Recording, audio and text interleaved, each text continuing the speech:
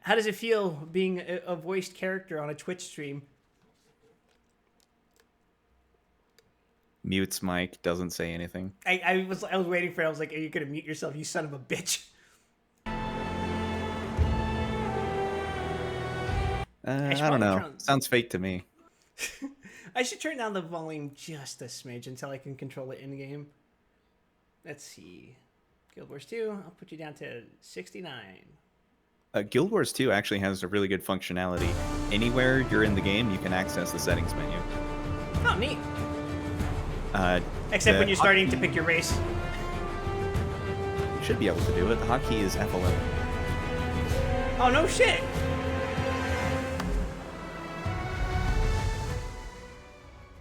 I'm just gonna set the master volume down way the fuck down because it's a very loud game. Why are MMOs so loud? You tell me. Final Fantasy 14 once blew the fucking shit out of my ears. I keep that game at like 7% volume because otherwise it hurts my ears. See, what I typically do is that because I set my internal speaker volume all the way to max, what I usually do is every time I open up a new game, I'm just like, I'm going to set that shit all the way down. Games should definitely not have themselves set to 100% by default. That is too loud in like at least 50% of the cases. I think it should be set to 50 on average, right? At maximum, I would say. Mostly because since I started working the job that I do, I've taken a lot of things into consideration for the user experience. And one thing I would say is we take a lot of things for granted as people who are not disabled. Oh, for sure. Oh, let me move this chat box real quick. I have a chat box that lets me look at both chats from Twitch and YouTube. So, all right, now I pick myself a race. Let's see. Oh wait, no, I can't. It just says Asura. Oh wait, no. You got to physically click on them. Oh my god! I thought it was one of those things where you could just hover over it, but no, you have to actually click a mouse button. How novel! Yeah, welcome to 2012. What the hell is this? I resubscribed and got an ad. Owned. The Char race was forged in the merciless crucible of war. It is all they know. War defines them, and their quest for dominion drives them ever onward. The weakling and the fool have no place among the Char. Victory is all that matters, and it must be achieved by any means at any cost. Humans have lost their homeland, their security, and their former glory. Even their gods have withdrawn, and yet the human spirit remains unshaken. These brave defenders of Krita continue to fight with every ounce of their strength. Norn. This race of towering hunters experienced a great defeat when the Ice Dragon drove them from their glacial homeland. Nevertheless, they won't let one lost battle, however punishing, dampen their enthusiasm for life in the hunt. They know that only the ultimate victory achieves legendary rewards. Asura. These alchemagical inventors may be short in stature, but they're intellectual giants. Why does this happen so often? Among the Asura, it's not the strong who survive, but the clever. Other races believe they should rule by virtue of their power and strength, but they're deluding themselves. In due time, all will serve the Asura. Why does what happen? Short people? Short, but we're clever, and we're kind of arrogant. That thing. You know. It's a thing in 14, it's a thing in 11, technically. And it's a thing in Granblue, for example. Are Lelafels supposed to be smart? I thought they're just greedy. They're depicted as cunning. At least the ones from Ul'dah. No, they're not cunning enough to evade my boot. They were cunning enough to apparently avoid an apocalypse, according to Dawntrail, but whatever. Well, everyone could be a Mary Sue in Dawntrail. Except you! Yeah, the Warrior of Light hasn't been on a hot streak since Shadowbringers. Wow, we managed to not go 5 minutes without bitching about Dawntrail while playing an MMO. Next time we'll go for 7. We'll go for 7. Very bold to skip 6. But all right, let's see. Silvari are not born. They awaken beneath a pale tree with knowledge gleaned in their pre-life dream. Is this something I'm hearing about a guild? That's war? right, Biscuit. You're on stream. How about that? Let me drag you because your your fucking Discord icon just appeared as a massive square on the left side of the screen. Here, I'll put you. Just there for flavor. Now I'll put you on my other vest side thing. There you go. And now it looks like White they have man two jump weirdly scare. shaped boobs. Should I just be following wherever Gramps is to find you? I guess. Well, guess I'll leave the guild. The Fig says his brother will play anything but Lobotomy Corporation. That you can blame Coward for that. Coward said, "Oh, Monday won't work for me, but Tuesday probably will, and then Tuesday, sorry, I can't." So, I mean, whatever.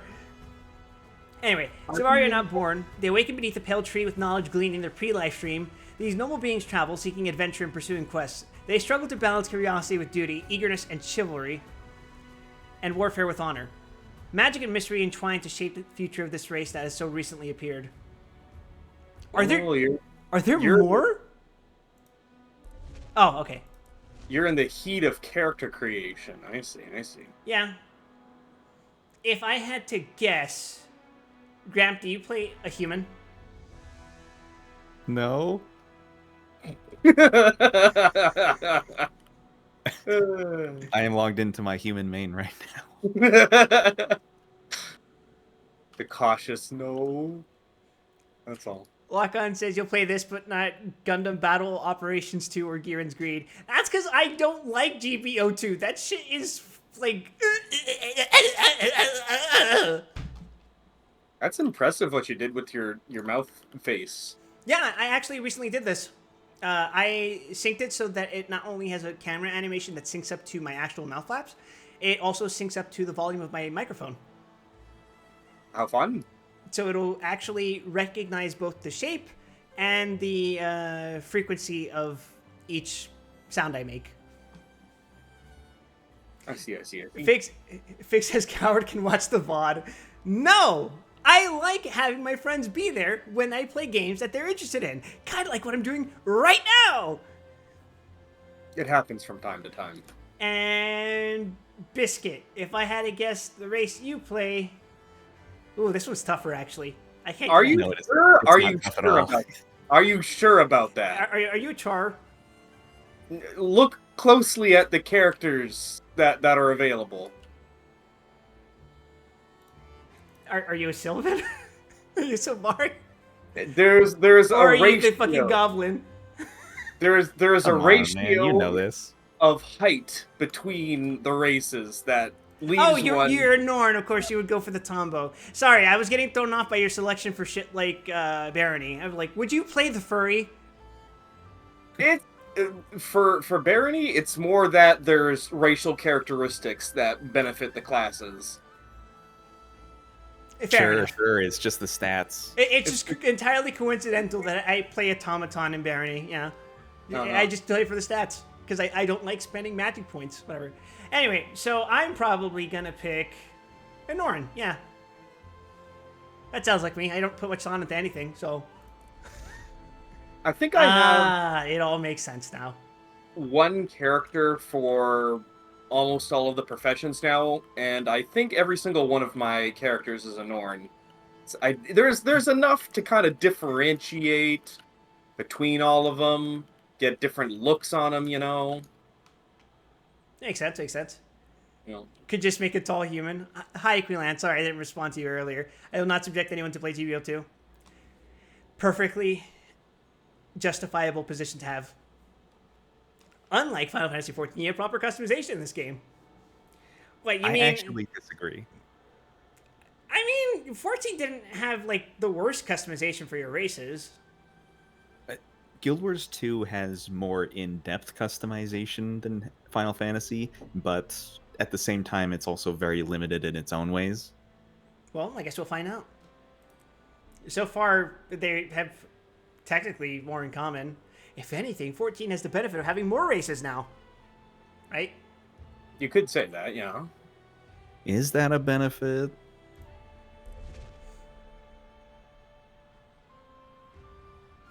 You don't know if Twitch mobile is broken if you're just banned from throwing things at me? Nice swerve. Oh my fucking god! I can't fucking hear anything anymore! Jesus Christ! He blew out his eardrums. Shame on us. Wouldn't be the just- first what's time. up? They just threw 300 things at me. Jesus fucking Christ. Hold on, I gotta... That does sound like the Guild Wars 2 new player Yes, interface. hi, Lock-On. Jesus fucking Christ. Oh, you mean in for your stream? Yeah. Yeah, they throw things at my face. I've And added you more just- things recently. Do you just get an explosion of sound in your eardrums whenever that happens? Yes. Let's see. Guardian. Warrior. Oh my god. Upgrade your account to unlock The the revenue square profession. man. Ooh, I'm not sure I like that, but I guess engineer. There's He has a some- mohawk? There's some interesting base mechanics with the engineer, I'll say. Thief? Are you already locking into Norn? I guess so. Are their professions limited by race? No. No. Because I'm It- thinking probably, yeah, Norn. That or I could play human. I don't know. The idea of a Sylvari engineer is very funny to me. Ranger. Is it No. as funny as the idea of an Azuran warrior? That is the inverse of that. That's true. I don't know. I think the Azuran warrior is a bit funnier, yes. No, Are- there are no race advantages. When you're playing a Harvin, you walk slightly faster. This is a myth. Mesmer. Mesmer, that's the shit right there. There is something very base League of Legends Tarek about this. I realized though, I actually lied. There is exactly one race advantage and disadvantage, and that is your size affects how fast you perceive your own movement, and that makes it very hard to do jumping puzzles on very large characters. Oh, fuck me. I kept on bumping my head against the ceiling. Guys, do you As remember a- the gold saucer jumping puzzles? Yeah, imagine that, but It's actually relevant. It can actually, I think the jumping puzzles in this game are very good. Necromancer. Why did it Necromancer- default to this when I started, by the way? Is that what It they just picks are one by at random. default? Okay, I was gonna say, huh. I have to say, I do like playing Necromancers, or anything that can summon things. Yeah, you can get a pretty good little summoning build with a Necromancer. It's not meta, but it is effective for open world. My personal bias is just that range Elementalist. is no good for anyone. Warrior is a nice little fantasy, but the game itself does not like Warrior. I'm gonna say that I don't particularly like playing Ranger, even though, fun fact, when I first started playing Final Fantasy XIV, my first class was, Ranger. Yeah, you and me both, essentially. Out the gate, I can pretty much guarantee that none of these classes are going to play the way you think they will. It's That- all very idiosyncratic. So it's more. I'm not going to use the word vibe. Is it more based on the general aesthetic of the character that I should pick to begin with, or are there some considerations I to take into Well, account before I start? I think I could try and walk you through what all of them do if you want to do this for like an hour and a half. Yes, think the get classic the- Soul Calibur customization. I think go with like the class fantasy you enjoy most first. In that case, I'll go Necromancer because I love Necromancy. Yeah, Necromancy. picking archetypes is not a bad way to start. I think what I like about it is the idea that a Necromancer can continuously resummon their forces and continue this oppressive strategy. Just on a conceptual level. I don't know how that works into gameplay here, but just on a general note, I like the idea. I Yeah. would actually say Mesmer fits that bill a little closer to Necromancer because when you summon minions as a Necromancer in this game, the cooldown isn't when the minion is summoned, it's when it dies. That's a fair trade-off, I would say. Mainly being a tanky caster, Muscle Wizard. Now that's something I can get behind. Cast Fist! They'd be calling me Golbez. Oh, you got your drip taken away. Look at my slider. Oh, they can't. You know what this reminds me of? This reminds me of the customization for like the early 2000s EA football games. And like the NFL stuff. I specifically remember we had a game. Well, I didn't, but a friend of ours had a game called NFL Street, I think. And he just built this most fucking gigantic dude with like the longest hair. It was like just a giant rectangle of a man. The wall. Well, good news. If you want that, you chose the right race. That's what the Norn is for, no doubt. Yep, you just got the body types. There's the wall. Become as square. Yo, tattoo choices? Yes, tattoos. I can't fucking see because of the fucking outfit. Over on the left, in the top left corner of this little interface, if you click the helmet, it'll toggle off your Oh clothes. my god! He looks like Mark Henry at his prime.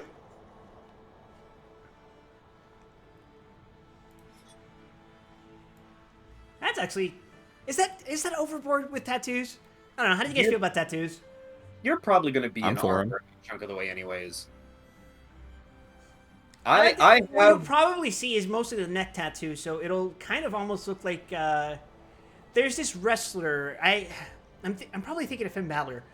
But his whole thing is that he kind of does makeup and tattoos a bit like Venom and other like kind of similarly themed things. Just for a frame of reference.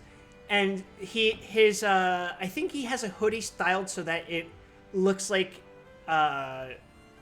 teeth surrounding his neck. So that's what I'm thinking of when I see this. Well, it's not inappropriate. It's not athematic for these guys. Head options.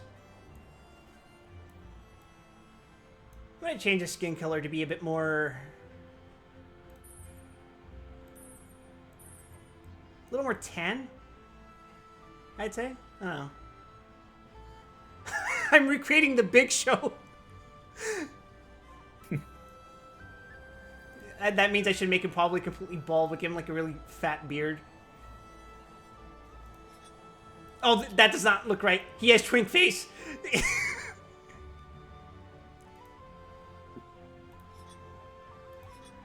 He's like every... well, I guess not every, but he's like a... I guess middle school anime or manga character. Yes, Jotaro Kujo, 17 years old. The baby face with just the absolutely shredded muscles. To be fair, Jotaro just looks like a 40-year-old man from the get-go.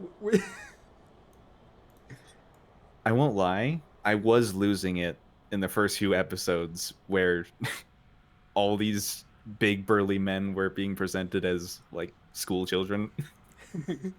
Yes, the Stardust Crusaders, average I'm in high age... school. 6'5", built like a fucking brick wall. Even Kakyoin, who's supposed to be like the twink of the group, is still He's built... just the same. He's just... They're all slabs of chiseled meat. So I guess that's where we're gonna go. Necromancer, except he has a stand. Wait, that is a stand in JoJo. That's Justice, I think. But all right, let's pick out a hair. Ah, yes, yeah, we're actually gonna do Big Show.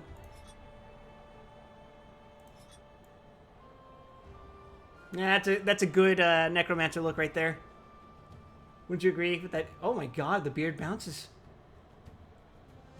Physics. Such exquisite attention to detail.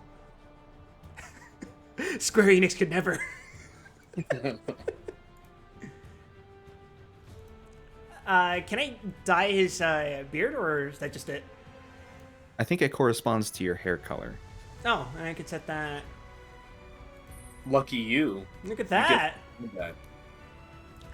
He looks so fucking massive. I'm making Braum. Also, as Quilon points out in chat, there is the little arrow at the side of the color accidentally give me air. swatches. Oh yeah. You do have a little bit more of an option for your colors, yeah. Ooh, that gives it a nice little. A little tinge. I think I'll go with the dark brown. Just the ever slight detail. I think the difference is that you can see the light bouncing off of the hairs more. That's nice. For 2012, it's honestly a pretty good looking game. And they've never even updated the graphics like Final Fantasy did. They sure didn't. This is 2018 all the way. All right, eye angle. 2018, 2013, 20 something. early 20 something. Let's give him. Do we have options for creepy eyes? No, just natural looking eyes. I guess we give purple eyes. You ever seen violet eyes in real life? I don't think I have. Only once, and I was really confused by it before I learned contacts exist. Okay, I was gonna say, like, you've seen someone with natural purple eyes? No. I think I was very disappointed, let me tell you.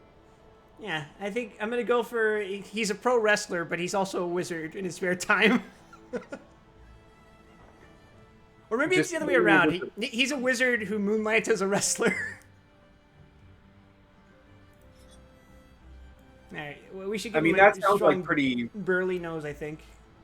That sounds like a average wrestler backstory. Nah, the nose should probably stay at medium, just so it like syncs up with the beard. You know what I mean?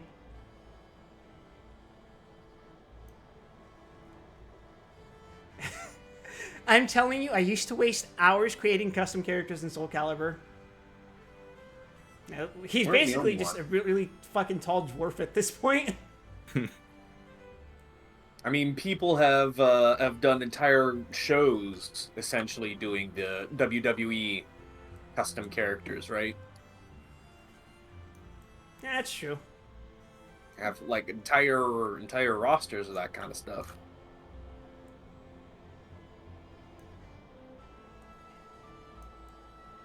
I think that works. What do you guys think? I cast Fist. He's a physical fitness wizard that casts Fist. You can earn items in game that you can change your appearance, so this isn't technically final. You mean I could turn him into a slender, beautiful girl? I don't think you can change your sex. I can't. Final Fantasy XIV wins again. I know, right? Just melt yourself down and pupate and metamorphosize into your desired form. Just pay the $5 fee. The Actually, third they expansion are gives offering Necromancer free Plague one. Doctor Kung Fu moves. Yeah, they've given out free Fantations in the past. I think we get one every expansion, actually, now. Really? I only remember one from Dawn Trail. I've gotten two. I think there was one for Shadowbringers. Or actually one for Endwalker. There's the ARR, yeah, there's the ARR one, and I think the Dawn Trail is the other free one. Yeah, you get one for finishing the level 50 MSQ, I think. Really? But that's the only one I remember, honestly. And I was here for the rest of them. Here, Is this something I can even tell? Oh, I can kind of vaguely see it, but I think the beard makes it so that the chin length doesn't matter, much like in real life. Let's see, jaw width. Are you suggesting men utilize beards to be dishonest with their appearance? I don't know. You tell me, Biscuit.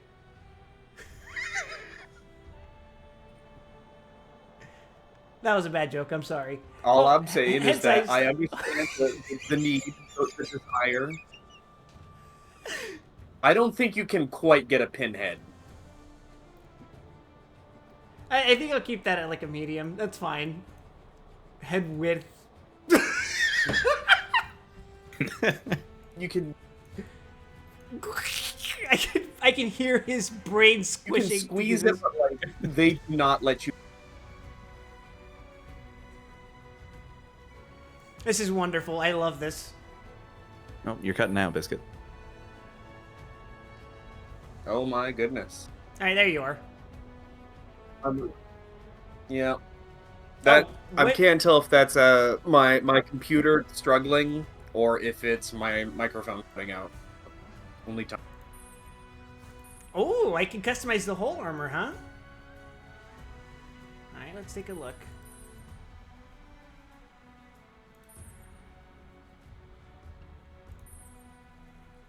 I'm thinking black, gold, and there is no gold. That's unfortunate. Check the brown. Check the brown ones, yeah. Oh, Dijon! Wonderful. Aw shit, we mustard boys. I think swap that and that.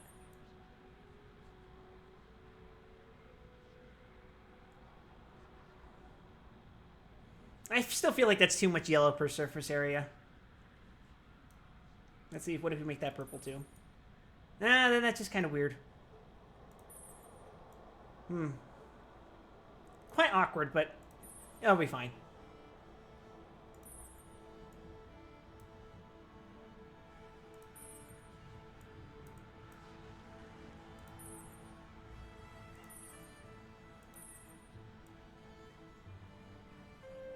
I think that works.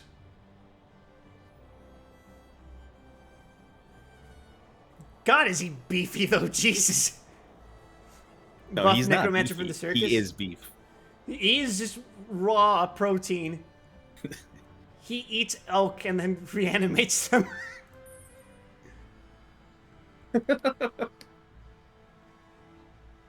It's a nice, fun little balance of colors you got going on for the armor too.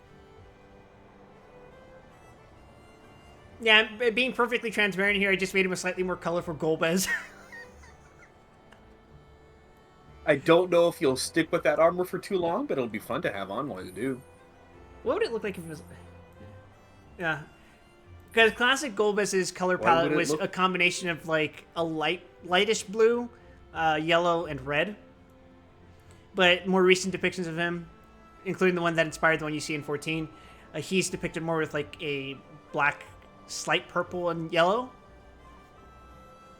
But it's usually more black than this. But that's fine. I like having slightly more color with it. I think it's a little more fun that way.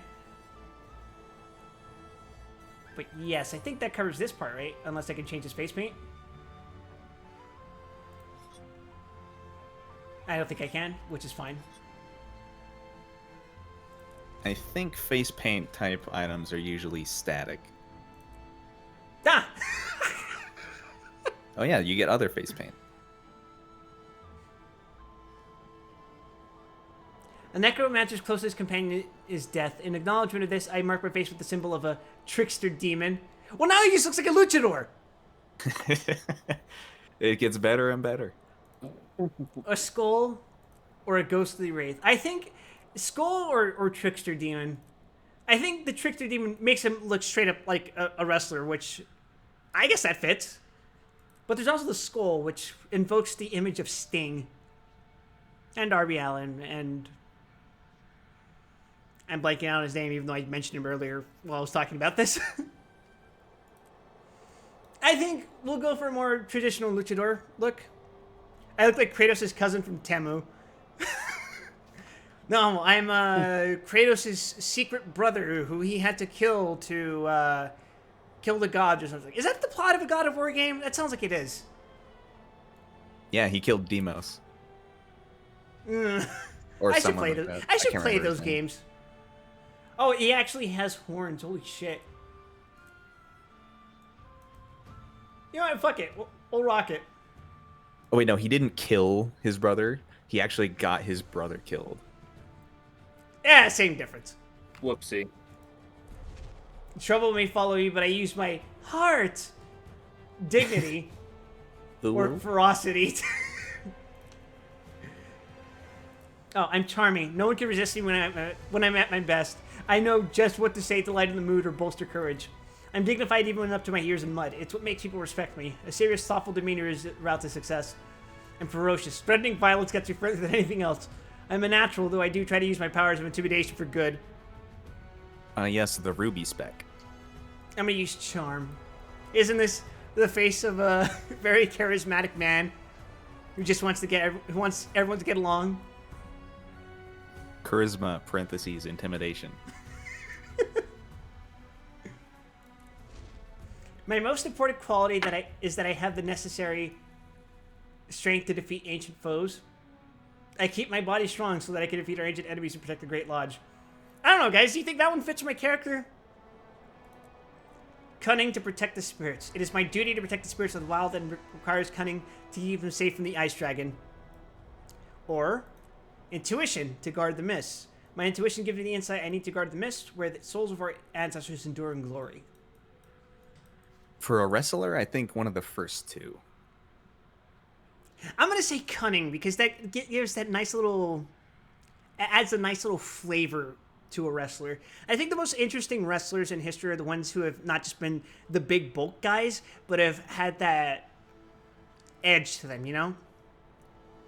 Like, Mick Foley is a great wrestler, not just because he knows how to get the shit beaten out of him, but he knows how to deliver a very visceral performance that suggests more intelligence to the character than just, I'm a giant sack of potatoes that you can throw off a cliff and will survive.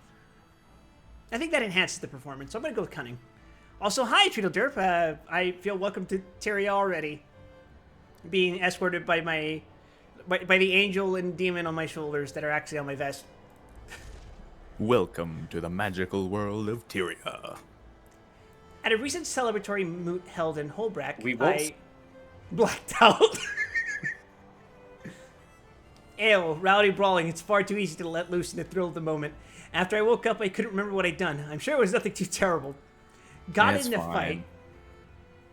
I've had a rival ever since I was young. He's intelligent, treacherous, and cunning. I lost our last fight, but next time we meet, I'll even the score.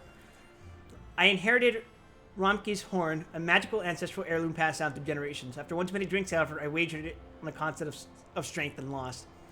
So the classic one would probably be the revenge plot, because, you know, a lot of good wrestling stories are ones that are driven by rivalries. I'll head this off at the pass. That is the worst story. But I would say I'd rather go for Lost and Heirloom, because that is the start of not only a good rivalry, but a good character in general, because it signals the start of a personal journey that leads to a lot of development for growth in wrestling, which is something that most wrestlers want, because they want to find a good image for themselves.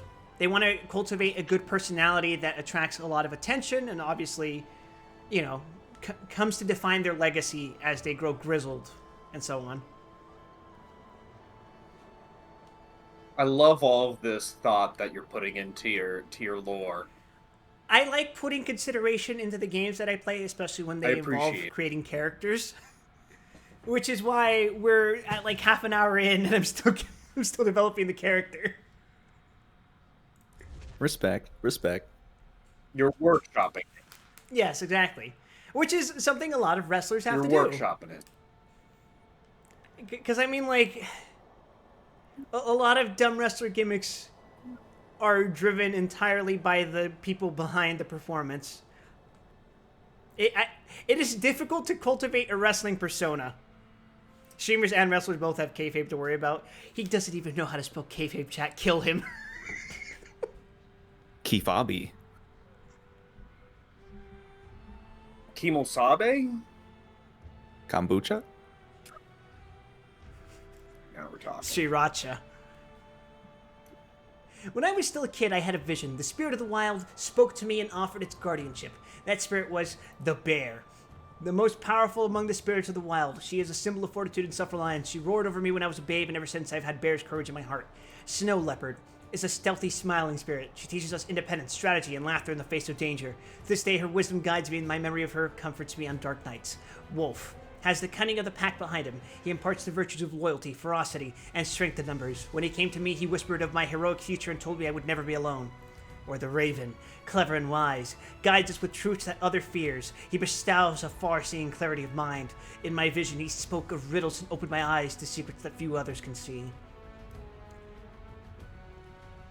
Raven sounds pretty good for a Necro, to be honest. Raven does sound good for a Necro and adds that air of mystery to the wrestler. You know, kind of like The Undertaker, who has this convoluted fucking story, even though at his core he's just spooky undead man who just wrestles for some reason. And I think we all know how the Undertaker story ended up. Sorry, what was that, Biscuit? But he's the big spooky man. He's the big spooky man.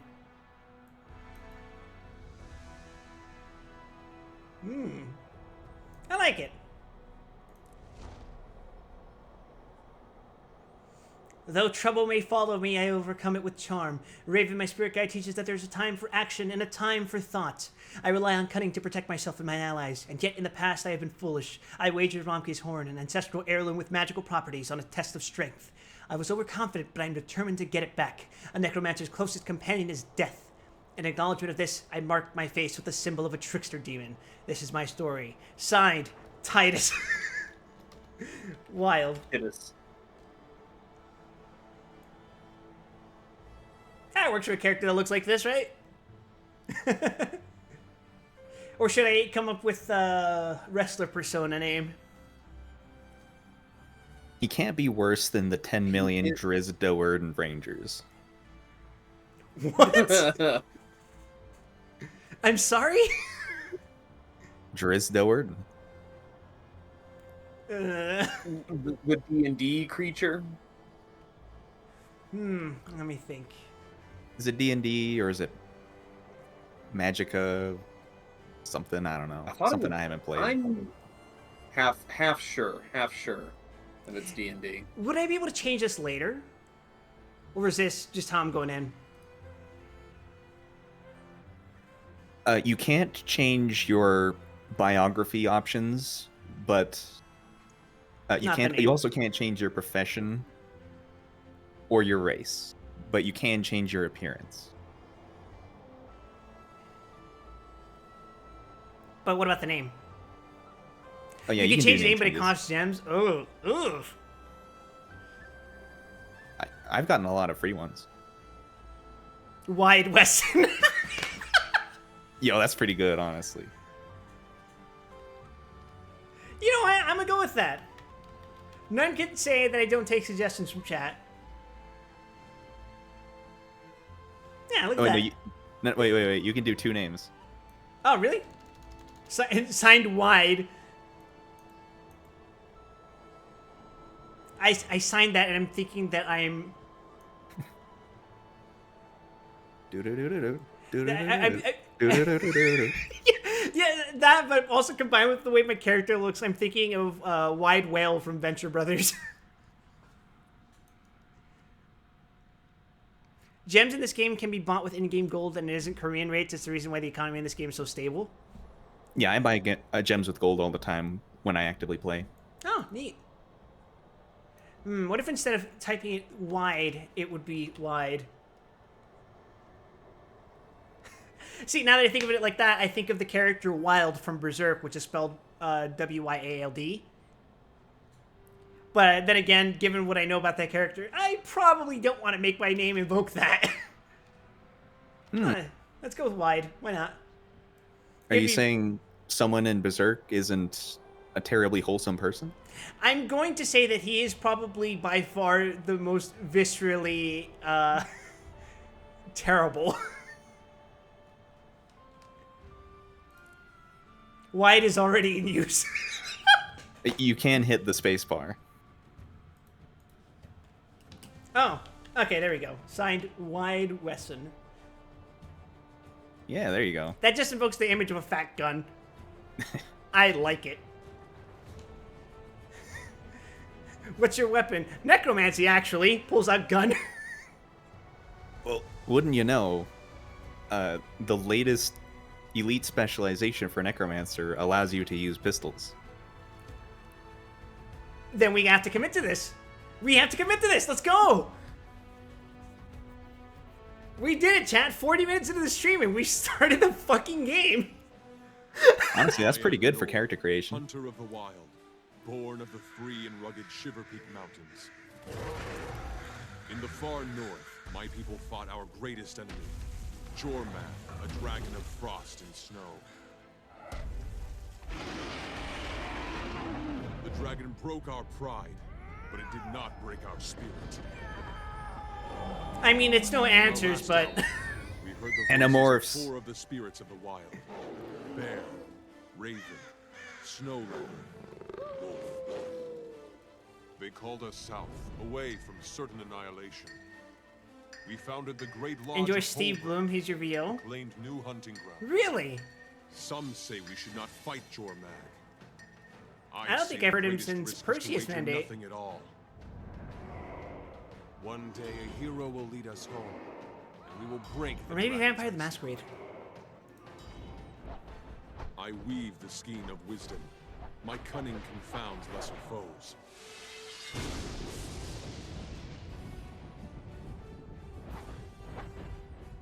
No, I like how his model's integrated into the intro. Like That's my nice. ancestors before me, I seek glory.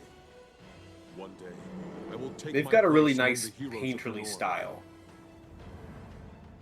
The Yeah, I spirits won't of the lie, I wild really have love given these me the intros. gifts of trickery and cleverness. I challenge the skill of my enemy. I am the predator. They are the prey.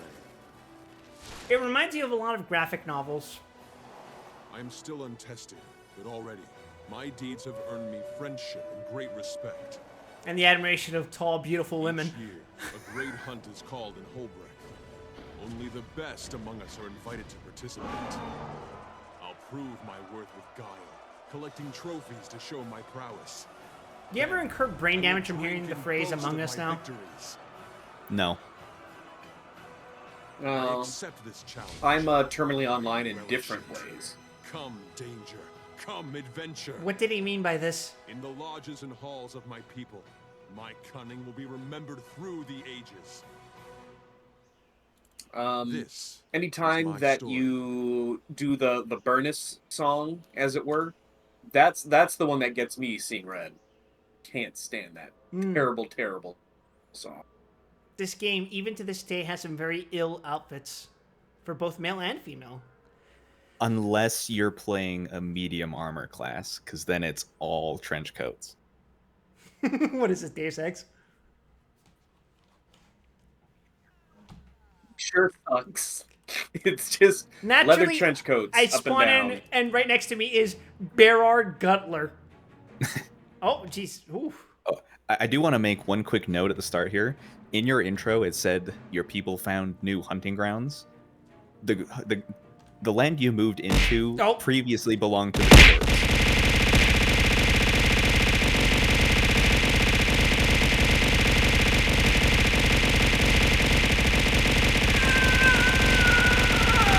Bazinga.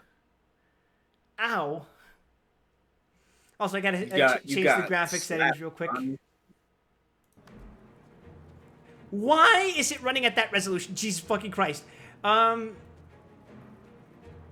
I thought the I blame UI it on elements me. looked really small for you. Yeah. Okay, resolution. I accidentally made it 4:3. What the hell did I do? Oh, great. Okay, there we go. Why can't I set the, My options are full screen or window. Amazing. Is there a way for me to set it without fucking going full screen? Whatever, let's try this and see what happens. Okay, that works. That works. I think. Yes, it does. Okay, fantastic. All right, I can move. You can So I just want to reiterate. The land your people moved into over the centuries previously belonged to the dwarves. So the talls paved over the smalls. And yet, who gets the last laugh? Me, looking like a fucking gigantic dwarf. Well, if the beard fits. Holy shit. Hey, over here. You don't want to miss a chance for glory, do you? Hold down the right mouse button. My PC can't run Guild Wars 2. There are a lot of games that my PC can't run, mostly made in the past 2 or 3 years. If Guild Wars 2 was included among them, I would cry. There is no way that I can run a Final Fantasy 14 at full fucking settings while using my fucking model and not be able to do the same for Guild Wars. Unless the Well, you resolution chose a was all good- wrong. For graphics and hardware concerns, you did get into it at a good time because a couple years ago they fully moved over from DX9 to DX11. Can it run Crisis? That's Shut right. up. Shut up. Yours is tiny and smells of rot. Is, It really is that sucks Jameson on Price? DX9. Rotten here is your head. I'm talking to you, I assume? F. Hail, hero! Are you here to take part in this year's great I hunt? practically take up a Of third of the course I am. screen. Just tell me what needs to be Just done as God and stand intended. Clear. Hunt down the wildest animals you can find and take trophies from your kills. Present only the finest to Ido the Tanner to prove your worth. Whoever has the best trophy and whose bravery is the greatest will be invited to join the Great Hunt. Newt Whitebear has said this season's event will be one of the most dangerous, so be ready. I've even heard the renowned Heir Stegulkin might attend. I look forward to impressing them both after I've earned my place in the hunt.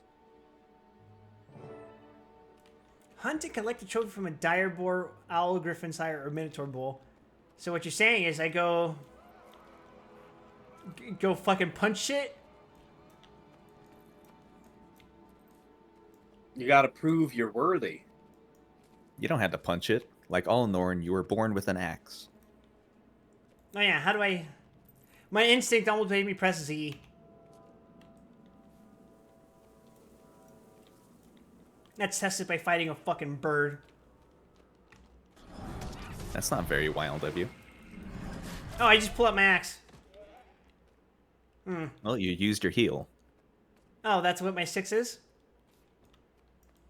Very interesting. That's every class has their heal on their 6, essentially. Yeah. Shitter detected! Shitter detected! Come up. I did it! I landed a single hit on him. I cut his head off. I'm Gold goated. participation. Gold participation.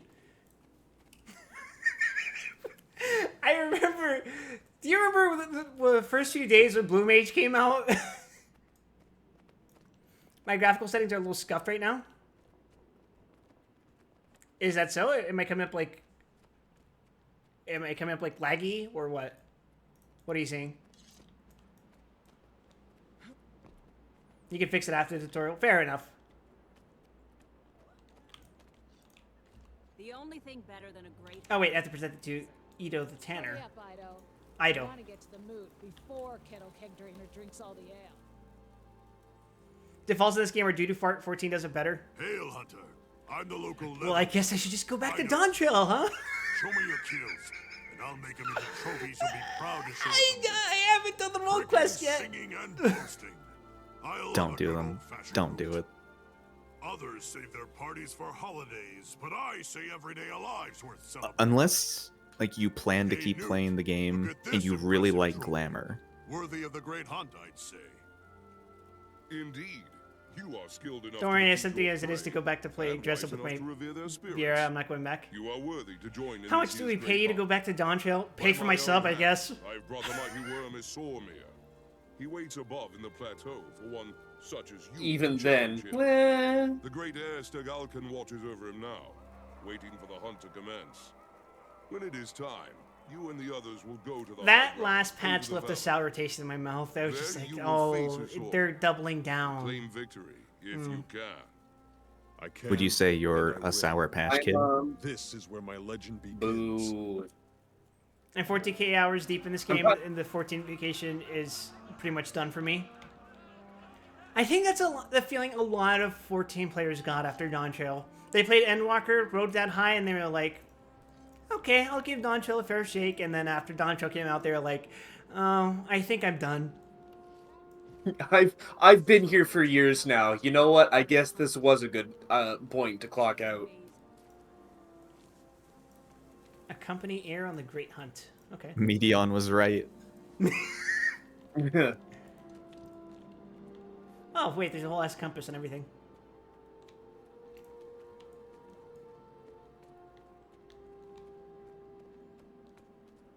I see the arrow. Is it up this cliff? Can I get shot if I stand in front of that guy? No. Ah, he aims around me. Fair enough. Stopped after point 2 after Endwalker. Honestly, I wasn't even that much of a fan of the Zero plot. It was fine. It was okay, but like, I really... You know how they deliberately made it so that the plot of Endwalker would resolve in the point 0 instead of the point 3 or whatever? Yeah. I really think Endwalker probably could have done with the point 3. I would have Maybe. preferred a nice extended patch cycle. Did I not... Did I skip something? You just have to wait. Oh. Basically, Wait in front of the door? yeah, well, you don't have to do anything, but you are forced to wait, I mean. Oh, okay. The tutorials in this game basically end with a boss fight, but the boss fight operates on cycles, and you can only get into a boss fight like before the next cycle begins. I see. I guess That's the, now's a good time to continue grieving about Final Fantasy 14. And I think grieve is the correct term, because I don't think our dislike of Dawntrail comes from a place of, oh, we want to hate the game, right? No, yeah. It definitely comes from, I love this game, and I wanted to continue loving it, but the problems I encountered with Dawntrail were just too excessive. It's more of like a long simmering list of issues for me that kind of got to a point where I was like, you know what, maybe I've had enough of it, and on top of the story and everything else. It's not just that I want the game to be better, it's the I know this game can be better. With the strength of bear. It's like being disappointed in someone you have great respect for. I bring this up pretty much every time I talk shit about Daichi Hiroi, but he really just didn't learn anything about the game he's been working on for 10 years. And you would have hoped, after looking at all of that side content that he's wrote, that maybe he got some feedback somewhere in the mix before they handed an entire expansion off to him. But that did not appear to be the case. Japanese game devs are really stubborn for better or worse. I guess so. It actually reminds me of a very ancient video that got popped up and recommended to me. It was the developer of the Ninja Gaiden dev talking shit about Devil May Cry 4 because the developers of Devil May Cry 4 talked shit about the portable Ninja Gaiden game. There's our prey. Go on. And I haven't played any of the Ninja Gaiden games, but I will say Devil May Cry 4 is conspicuously a disappointment compared to its predecessor and the successor. I haven't played them, so I'll just choose to believe it's because of Nero. It's not just that it's a new protagonist, it's also because halfway through the game, you perceive through every level you just went through, but in reverse. It was a pretty lazy game design decision. I'm not opposed to that idea, but you really have to flip shit on its script. That's the thing, it is completely in reverse, like same boss fights. The only real change I would say is that the puzzles have already been solved, or Dante just says, fuck this puzzle, I'm just going to ignore it. Hunt. I heard about your victory. Very impressive. No, that sounds icky. It was a hard-fought battle, and I'm proud of my part in it. It demonstrates his personality well enough, but there's nothing in Substitute. His mode is pretty much just go through every room in reverse and just attack shit. Slayer like you could be a big help. Putting your skills to work sharpens them, and helping others It's wouldn't hurt your reputation. really Think of the impressive I will seek that out these this is problems and the solve the them. description you're giving me for Then we 4, shall see how my but life 2 will is somehow supposed to be worse. 2 is a sterile game, is how I Two would is so far describe beyond it. the pale that people just they've given up trying to even berate it. It isn't deserving of anything more than it's just bad. Oh, I leveled up. Yeah, get used to that friggin' splash screen. Oh my Oh, god! I think that's Biscuit. Oh Oh, there's Gramps. Oh. Oh.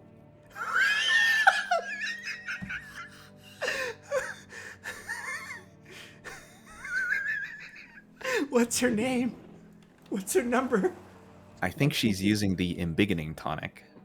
I think that's true. Yeah, I'm max height as far as Norns are concerned, so she's doing a little extra something.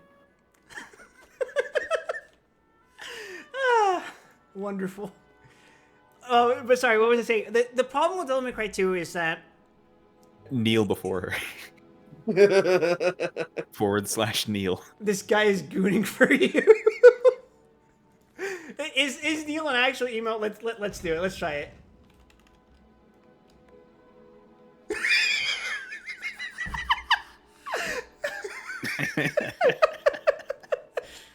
No, but Devil May Cry 2's thing is that when it's not being incredibly boring, the design decisions are so bafflingly bad that you have to wonder how things got as bad as they were.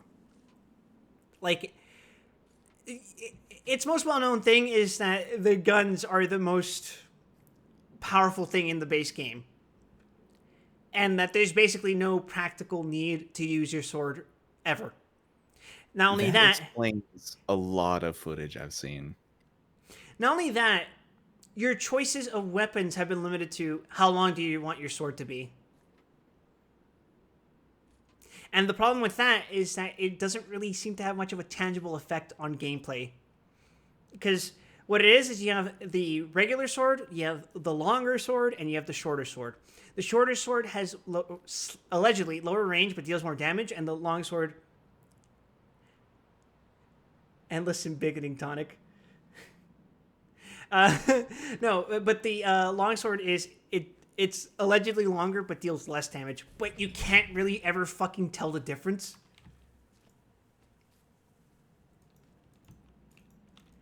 And the guns are not very interesting either.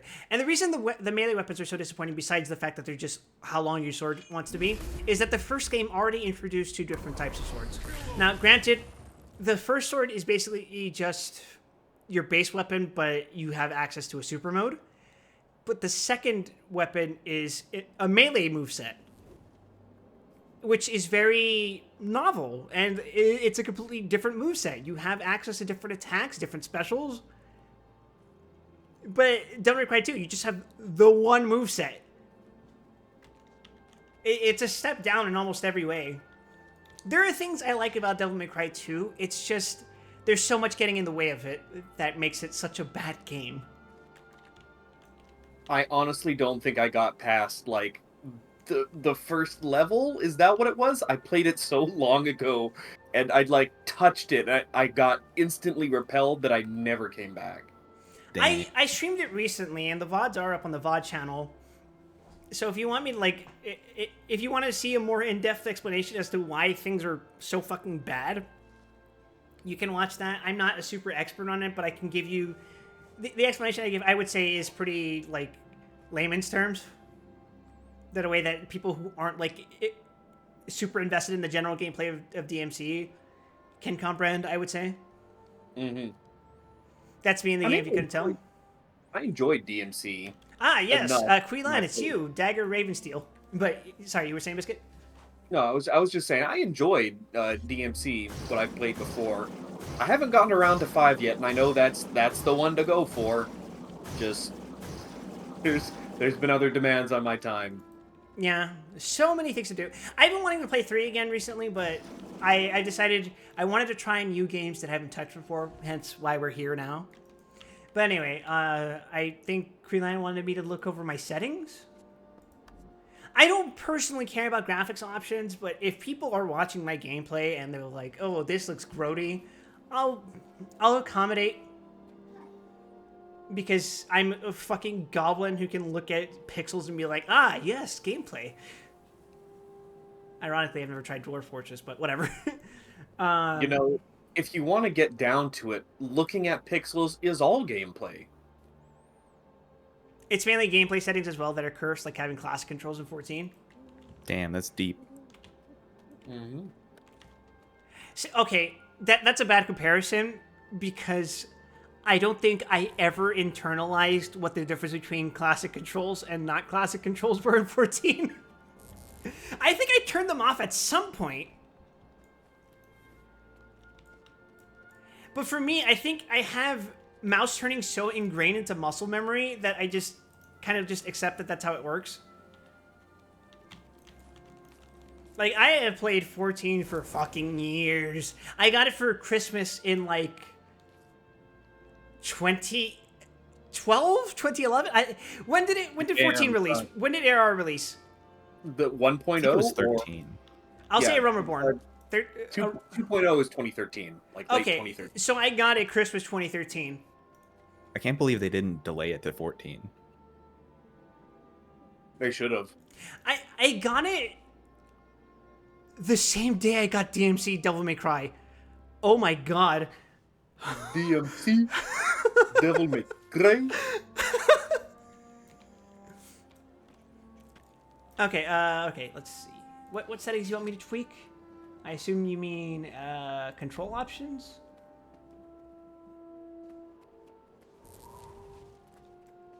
Huh? Let's start from the top, general. Okay. Oh. Do you know this person, by the way, Gramp? Or was No, not at all. Oh, you were just camping my stream, and they're like, "Ooh, this person's new. I will." You guide can. I would recommend going through these organically as you play, honestly. If there's a point of friction that you're encountering, yeah, just see if there's a setting that might be able to address it. And often there is. Actually, Not all of them, but there is a fair amount that you can. I'll take your word on enable thick health bars. I like thick health bars. They remind me of Devil May Cry. Thick like your character. Everything needs to be thick squad health bars. Oh god, my frame rate 42. Well, I guess that's to be expected. It is very CPU heavy, so the stream probably tanks it pretty bad. That's understandable. I mean, I have so much running on in the background. I don't think there's many games nowadays that aren't CPU heavy. I don't know what has put like more of a tax on my GPU than my CPU in recent memory. Well, Guild Wars 2 is more CPU heavy, or it is notably CPU heavy, I should say. I'm not going to say it's the most CPU heavy thing, especially if for like Paradox games or Grand Strategy, that kind of thing. But I remember at one point, I want to say like 2018-ish, I got a graphics card that was roughly twice as powerful as the one I was replacing, and it didn't change my frame rate at all in this game. For me, my logic is as long as the frame rate doesn't dip below 30, I'm fine. But let's see, shadows off. I think That's I do that at 14 as well. mentality to take, because it will get that far. And then character model limit to lowest.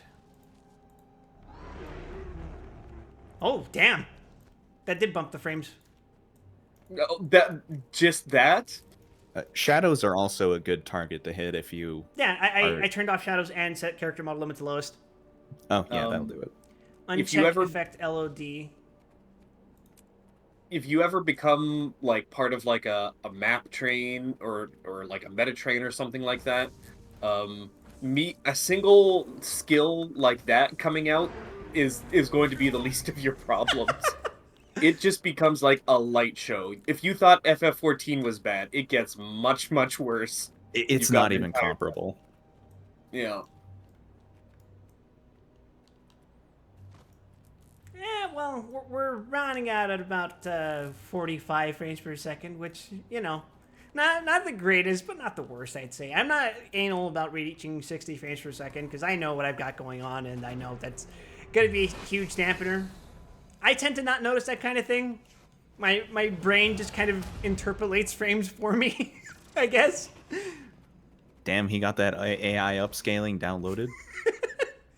Everything looks like a soap opera. Downloaded, sideswiped, sidestepped.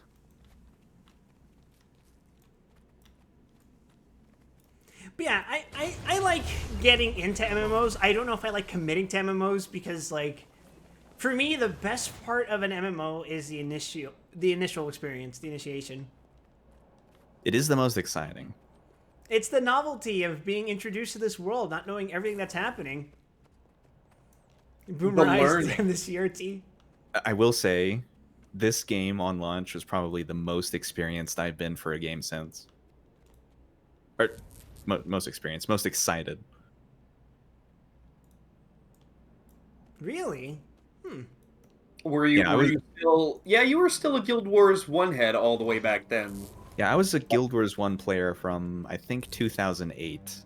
And the wait for Guild Wars 2 was a very slow build up, but all the releases, all the marketing material, it was all very exciting. So when it finally got here, there was this huge feeling of, this is it. This is happening. This is real. Oh, is this quest just walk around and find shit? How novel. I don't have to just talk to person A, gather 3 things, and then go back. Yeah, that's actually a tutorial system, and following those will level you very quickly. Oh, okay. You're. Speak I'm to following the you. scout. Oh, hello, Agnar. This valley is a sacred, Let's get you in the but party. dangerous place. Visit the shrines to the spirits of the wild. You'll be tested by both our enemies and the spirits themselves. And look out for extraordinary chances to prove your courage. You honor us all. Is the volume a by little low for you acting guys? without being called. For me, it's fine. I don't know about your stream. I meant like the actual game. There's much ground for you to cover, but you can speed your travels by finding the Asuran waypoints. You may have to pay a small fee to return to them faster than the Ravenflies. I normally lurk streams to snipe them in world PvP. Oh my fucking god.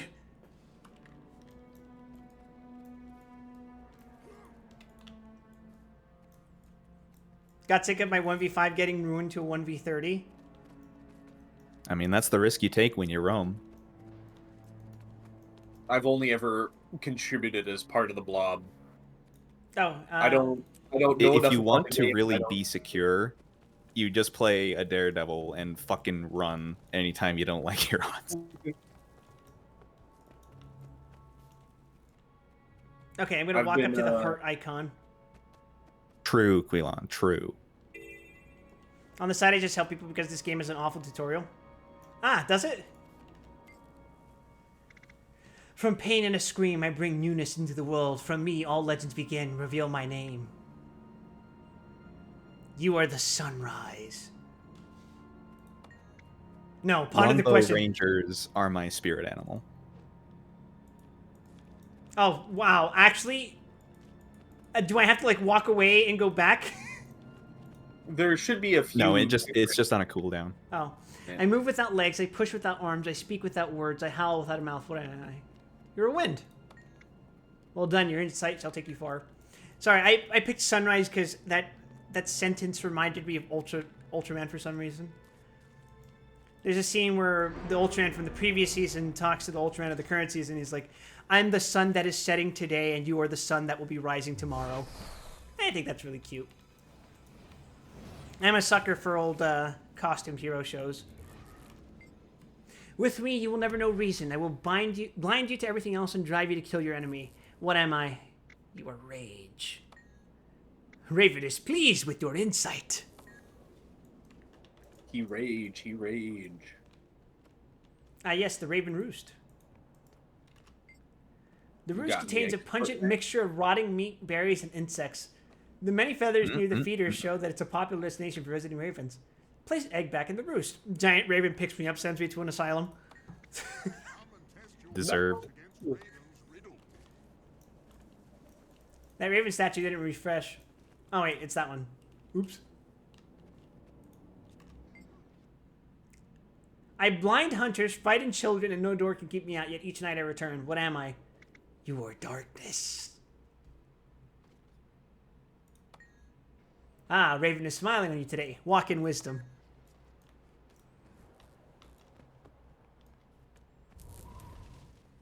Are you casting a sprint spell on me? Yeah. It's a passive. Ah, yes, Peloton. Essentially, yeah. I erode You rock, break bodies, and consume cities, yet I am necessary for survival. What am I? You are water. Sorry. With the swiftness boon, you almost look like you're moving at a normal pace. Finally, 14 walking animations.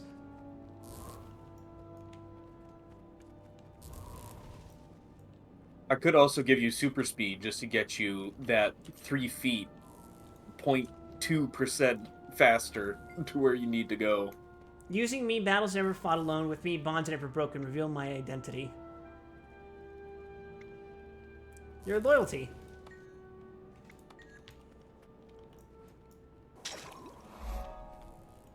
Just give it a bit of the staying alive shot and you'll be golden. Nah, just give me the fucking Belmont walk animation and we're set to go. Oh, Stomp, stomp, stomp. Quip. Yep. Type in /dance. What the fuck? Yeah. California girls Yeah. were undeniable. Daisy Dukes bikinis on top. Wonderful. Immaculate. Cultivate me and I will grow. If you are worthy, I will become something that will last forever. Speak my name. You are a legend.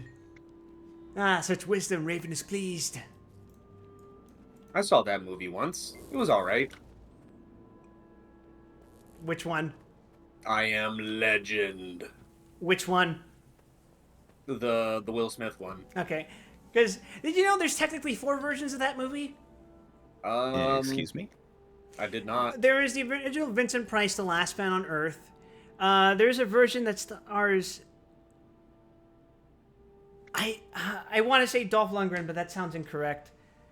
That came out in the 80s and is nothing like... Oh, it's called The Omega Man. And then there's the Will Smith version. But there's also a South American... or there's a Latin American version of The Last Man on Earth. Oh, actually, there is technically another version starring this actor. I'm not even sure if you know who he is, but he's a stunt guy who showed up in Kamen Rider Dragon Knight at one point. And I mentioned him, I think his name is Mark DeCasco? I'm forgetting. But there's a version of I Am Legend that came out on like Sci-Fi that was incredibly shit and was kind of like just an ego project for the guy to really like show off his his physical acting. It's bizarre. On you.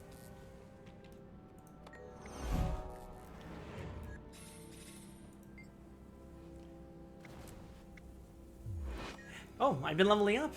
Look at that. Yeah, leveling up is very quick in this game.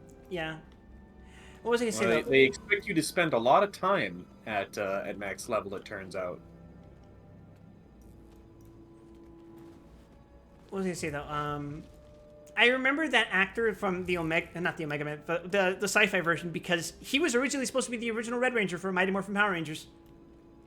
When they did the test screening, I guess, the pilot, he was the Red Ranger. He was Jason.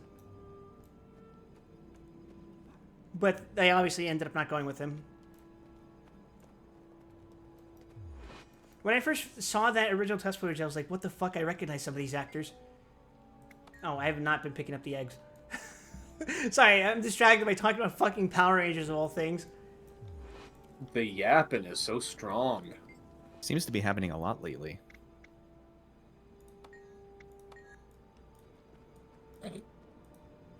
The Omegle Man is a very different story. What would that be? The biography of that one dude who keeps dressing up as the Joker? That's probably like the most friendly version of that, I would say. The most family-friendly version. Or are you talking about the guy who pops his hog? I mean, that's... Wait, the I already base completed this series. objective. Or did I? I did. Oops. I have to honor the spirit of the bear. My bad. I've been just lingering around the Raven area. Sorry, you were saying, Biscuit? Nothing important, just that the base experience for Omegle is dudes cranking they hog. Hell yeah, it is. I think I had that happen to me only once. Believe it or not. Only once? I don't believe it. Heroes moot point, waypoint. Is that like a teleportation zone? Yeah. Yes, it is. That's how you get from A to B. And You that are bitch costs protected. money. No, why am I slow? What did I do? You got into combat. Oh, okay. Orange circles are fates. But who needed to do fates when you level up this damn fast? Defend the bear shrine from the sons of Svanir? Oh, He was a chud. Thank God fall damage isn't as get him. intense as it isn't. Go get him, man. AoE Oh, loot fall- on interact?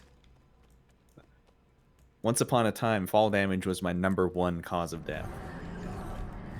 Invulnerable! No! He remained in combat while jumping off a cliff. Although I think you don't even... No, in Guild Wars 2, you don't even need to be out of combat for fall damage to kill you. I forgot about that. I'm gonna say, no. Bailed out by my favorite job passive, playing ninja. It was really fun playing Guild Wars 2 at like 5 frames per second back in 2014. Because Why is he wait, no, invulnerable? it was 2015 when they introduced gliders with the first expansion. Because I didn't have a good enough frame rate to time the glider to save myself. So every time I jumped off a cliff, I would just McFucking die. Box I says, think times were simpler then. Pleasures were simpler. Yeah, it was the good old days. Box says, Don't I... forget Oh, sorry, go To ahead. take those trees. There's people hiding in them. There are? Yeah. Ah, suspicious tree.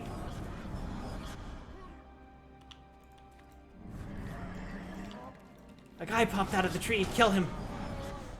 Box says I actually was going to go with the one vigilante dude who uploads every time someone's doing unsavory shit on Omegle. He's mostly famous for the girl who's got some slur, then recognized she was going to get that recorded and uploaded. I'd never heard of that, actually. I'm the master of life. Alright, let's go punch some suspicious trees. Or kick them. You know, whichever works. I'm not pulsing out quickness. It's hip to kick trees. I think I need to be doing one more to pump out quickness. Used to be I need to be negative on energy to generate quickness. Unless it's been long enough where they actually pulled it back. Yeah, I think they've been a lot more lenient in recent updates. Alright, event succeeded. Let's see. Upkeep threshold is 6. No, I think I'm only doing... Let's see, this one is... Let's 4 see. upkeep. And that one's 1. No, this Oh, is yeah. only 5 upkeep. Can I swim? Wild. Yeah. But no. Do me a favor and hit M to open your map for a second. And just scroll around for a bit. Yeah. Oh my god! That's That's the stuff. no. You're not even looking at half of it. Surely we get flying mounts that let us go everywhere, right, guys? Wow, I can't believe Final Fantasy 14 wins again. Now, actually, my problem with 14 is that it wastes a lot of the space that it. And this is especially more apparent from Heavensward onwards, but like there is a lot of space that is just there because they want it to look bigger so that you can fly around and enjoy it. And it's very pretty, but there's like fucking nothing to do. Yeah, it's especially apparent in zones like the locks. Just bare emptiness fucking everywhere. And the other problem with the locks is that even with flight, it is really fucking inconvenient to move around places. I used to dread getting the hunt marks for Slurmblood because... Slurmblood. Slurmblood. Because of the... It's in the locks. There's this like cave on the west side of it. I hate that fucking shit. It's so inconvenient to go through. And it's supposed to steal food, huh? This is just a fate. This is literally just a fate. Yep, that's a dynamic event. It sure is. I want to say that there was a lot of kind of like peeking at each other's homework going on during this time. Still is, but I feel like it was really evident with the way some systems ended up being designed Wait, between. that was it? MMOs. Oh wait, Oh. defend food. Overall, I would say Guild Wars 2 made it out much better with their events. Yeah. Especially with the way that they actually kind of followed through with it.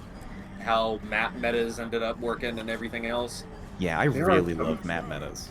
There are some really good map metas out there.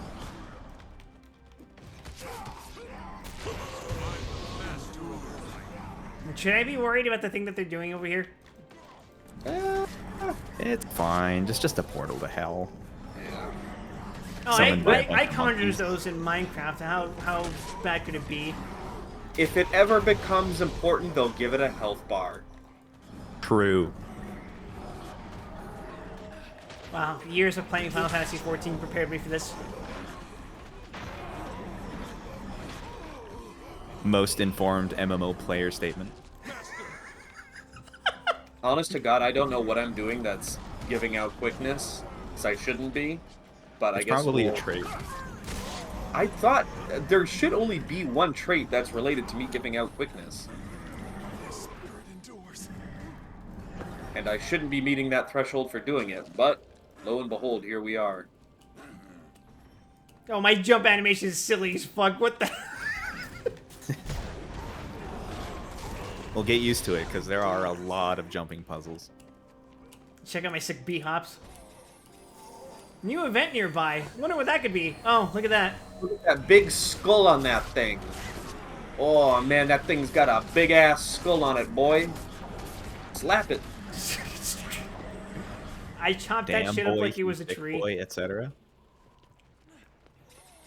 We did it! We did the tutorial quest. MMOs were remarkably incestuous during this time frame, but we always have convergent design. Man, I kind of forgot about how much shit Harold pumps out even when I'm not trying. At least that'll make Who's him more Harold? docile. Maybe That would be me. the garden. But guys, what if we like? What if we made all similar classes have the same abilities, and then be completely functionally identical? Imagine. Instead, we just have to live in the reality where some professions literally do not exist. But that's a price I'm willing to pay, because it's none of the classes I care about. Are you talking about warrior? I'm talking about warrior and I'm talking about ranger. Well, not exactly Well, ranger. Ranger has its applications, I mean, particularly healer. Oh wait. yeah, it is just like the beefiest healer out there, without a doubt. It doesn't do any boon application, but if you're looking to just fucking heal, yeah, ranger will do that. Stop the Grawl from stealing Drake eggs. It'll heal ya. It's the healinist. It'll heal you good. Although from what I'm from what I'm hearing, the Mesmer rifle Chronomancer is pretty fat for healing nowadays too. Which is what I'm trying to gear up. I'm I sorry. actually tried a thief healer. It was very funny and not very good. Yeah, I also tried it, and I did not enjoy myself. I mean, it's kind of funky. I can get with it, but it's like it doesn't really have healing. It just has barriers. Sorry, should I be ignoring this event? I feel like maybe I should. Why is that? Is this not important for the tutorial? I don't think it is, right? If you're in here doing an event, this is something for experience. Oh, fair enough. Did I There's just not really fucking dodge? a Oh my structured tutorial. god! Yeah, there's not really a structured tutorial to do or anything. Oh, it's just walk around and see shit, do things, hang out. Yeah, There's technically, your first objective at the beginning of the game is just to hit level 10. Ah, so There- whatever it takes to level up.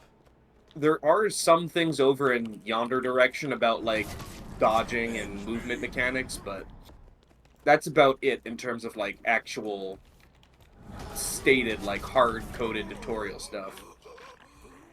But otherwise, this is just pretty casual fun. Go Yeah. around, kill whatever these things are. What are they, like goblins? Yeah, they might as well be goblins. Brawl. Because I am old player, I want to mention, back at release and even in the betas, enemy scaling was much higher and player scaling was much lower. So if you weren't careful, a random deer had a good chance of fucking you up.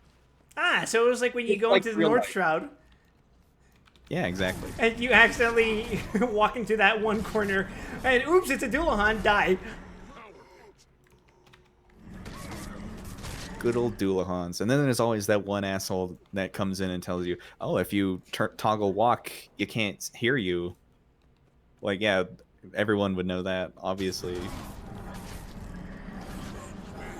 Nobody knows that. But also, why the fuck would I want to just walk through that area? There's nothing to do there. Oh, you know what's even worse? I once had someone try and convince me to slow walk through the entirety of what's that level 30 something dungeon? Starts with a Q, I think. The Sunken Temple of Karn? Sunken Temple of Karn. Yeah. Because the Yarzons can't see you, so if you walk slow, they don't hear you. Someone trying to convince me of that while I was the tank.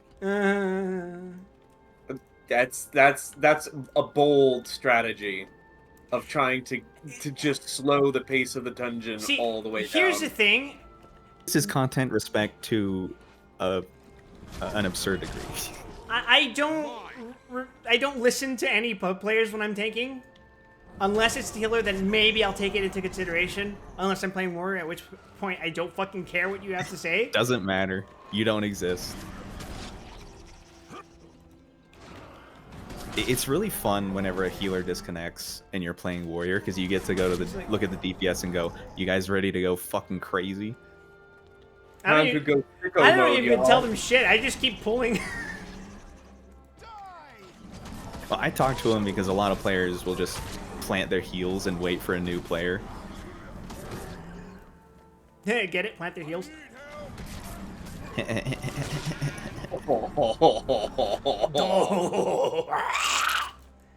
No, but yeah, I mean, generally, unless there is a sickeningly sweet new player in the dungeon with me, I will always wall-to-wall pull.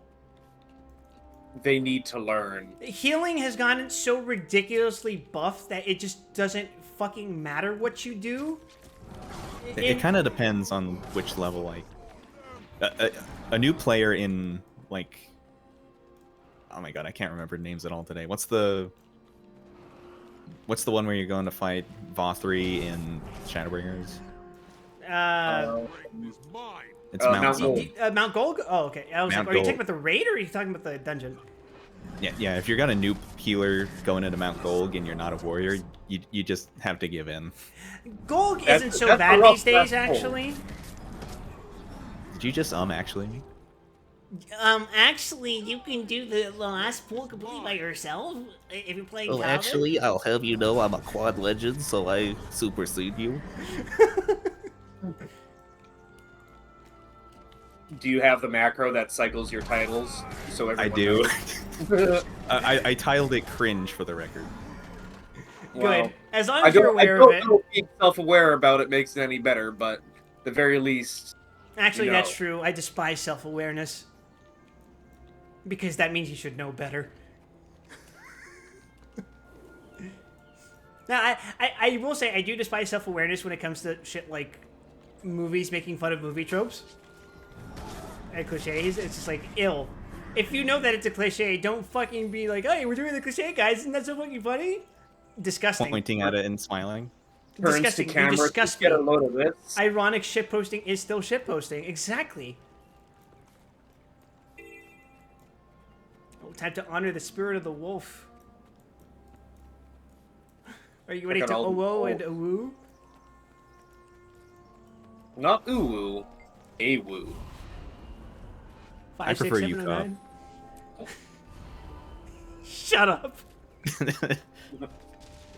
The Sons of Vanir camp near us like predators. They're fools standing in the open. With Wolf's pack, you could easily scare them off.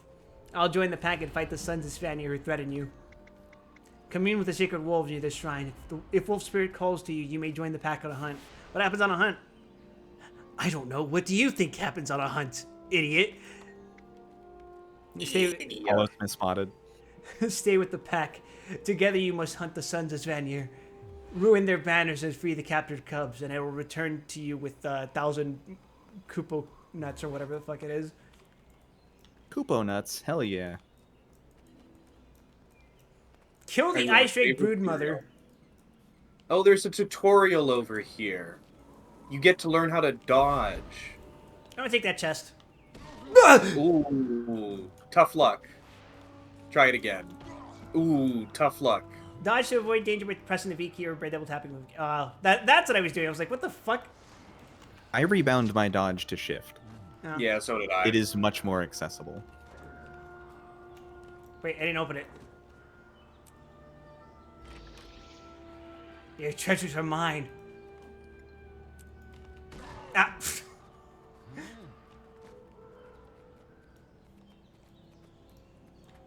Very Got a nice. hunt over here. Should I Get like up. re-equip it? All right, let's go kill these sons of a Snavnir, Svanhirs. Tons of The Sons of snacking. Snaggletooth. Why did I kill him and he turned into a ghost? What? That's what happens when people die. I thought they get I killed refuse when to they believe died. that. No, wait. I playing the Necromancer. Wait, what do you mean this is a ranged attack? What the fuck? I can just walk up to someone from a distance and be like, You're a caster. You've got range. Also, I have arrived. but you've been here all along. Plant lady. Yes. Oh, am I supposed to just go back? We've got to what's stay going in on? the That's an blue all-smith. circle. Oh, right, They we gotta love stay with the pack. You love it when the circle is blue, and you hate it when the circle is red. Wow, I it's just like my respect brother's the maid dog. Holosmith, by the way.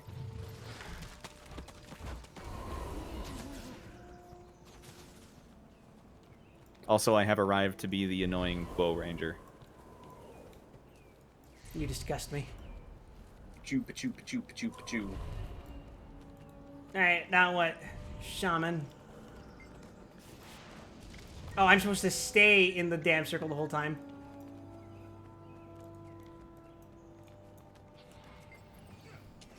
The spirit of the wolf calls you to join the pack. Are you ready? I'd be honored to join the pack. The hunt with the pack. I should learn to read. Hey, Biscuit, invite me to the party. I'm sorry, guys. I'm a 14 player. I don't read anything, ever. I don't even read my own hotkeys.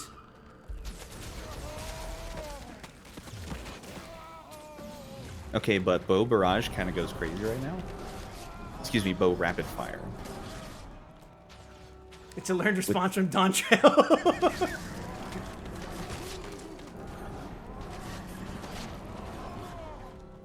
I'm sorry, it's just that I see a class with an axe and I'm like, ah, yes, Caster. Oh my fucking god, Caster. Sorry, can you tell it's been snowing all day? Snow makes you sneeze? It does. Are you allergic to water? I'm allergic to the stuff that gets carried down from the water. Yeah, that's usually the thing. My allergies aren't nearly as bad as they were when I first moved here, but I do still sneeze a little more frequently than I'm used to. Ah! I accidentally dodge rolled. There's more of them. I cast spell! Oh, they just fucking killed things. Excellent. I'm Oh, yeah. level 5? 8? Look at you. Yeah, you're level 8. Moving While up. you're out here questing for honor, this is a good time to mention that historically, necromancers are reviled amongst the Norn. Yeah. Something spirits in the dead, whatever. Wow, a perversion of the spirits? Damn. Who could Such heart, it such is- loyalty. You're quite the Norn in the eyes of Wolf. Today, Wolf howls for you with True Hunter. Yep. That's me. True Hunter. Going to old zones feels so strange, and seeing my health just like this giant circle with only 3 digits in it. It's a strange feeling. 3 healing power. Do I just, like, buy this stuff? That's a karma merchant. You so, can. Yeah. So the more you quest, you kind of get like I guess you could call it a questing currency. Nothing else. Consumables or a Wolf Totem? I think I'm going to take the Wolf Totem. I suppose now is a good time to ask, how the fuck do I equip things? You can double click it in your inventory, or if you open H, at the top here, you can see the equipment tab. Ah, oh yeah, I'm seeing it. Upgrade to a full account. Is that a subscription service? No. Oh. So it's a one-time purchase? Yeah, it's buy to play. Interesting. Where do I get walled off? You can't use the trading post. I don't think you can do world versus world PvP. Wait, that's it? I think you have to level up a lot higher to unlock certain cities and map chat. And Oh, so it's like the Wizard 101 style of blocking off content. and Oh, you probably won't have access to. Yeah, you will not have access to all of the hey, thanks for the raid, Seiko. expansion content and specializations and whatnot. Did the overlay not load? Oh my god, chat has been showing, has it? SMH. I didn't even notice, honestly. Shame on me. But okay, I think it should be fixed now. Check my mail. Okay, I'll check it in a second. But hi, Seiko. Welcome to the stream. What were you playing? Are you just dumping equipment on him? If you're dumping equipment on me, don't. I'm giving it back. Inventory space is a very real concern. Oh, it's silk Bags. bags. I'll allow bags. Bags are pretty integral. Sorry, I've been having so much fun playing the actual game that I forgot that I have stream overlays.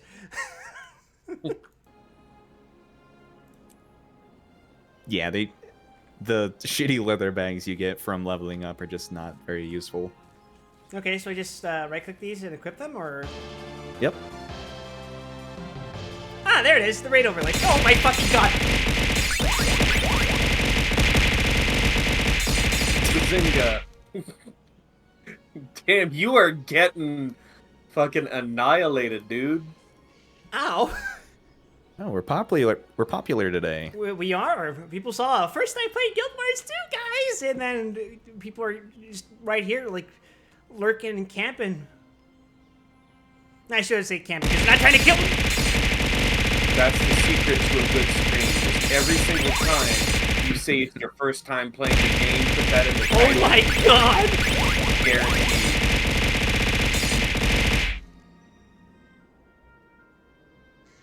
Holy Man, shit! You are gonna start having like a whole world in your head.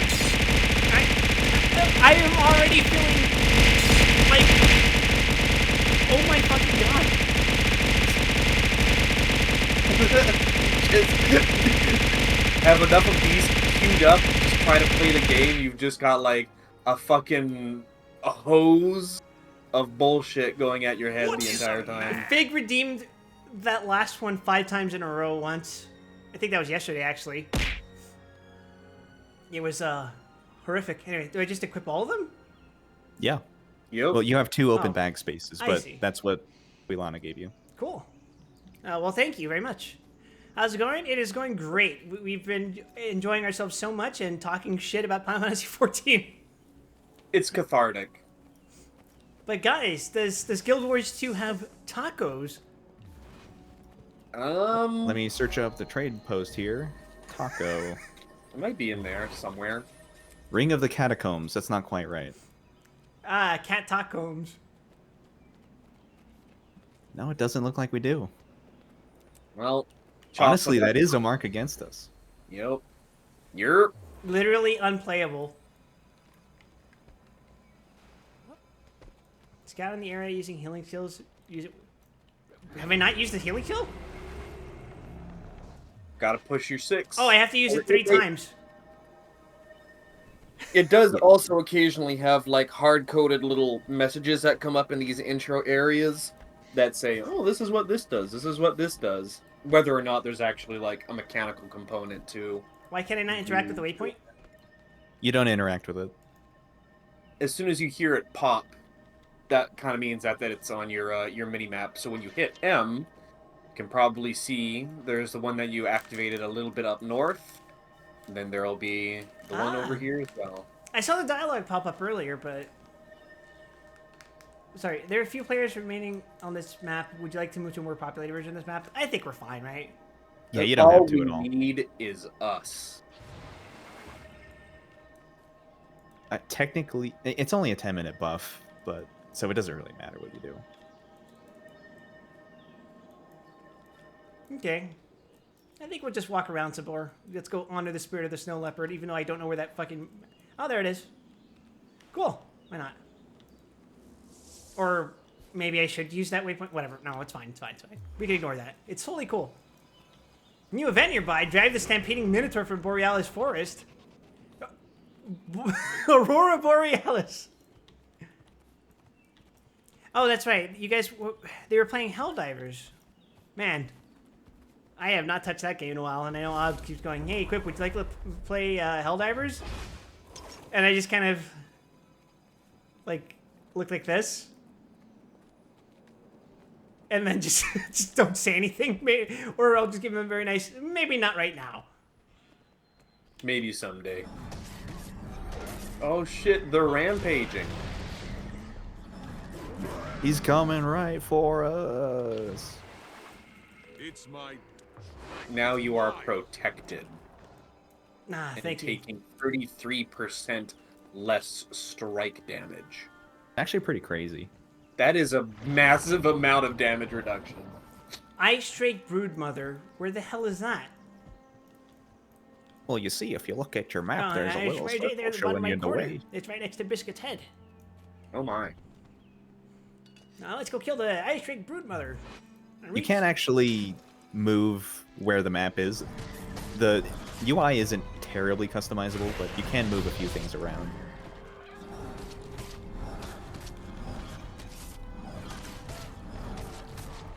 Oh, you got smacked.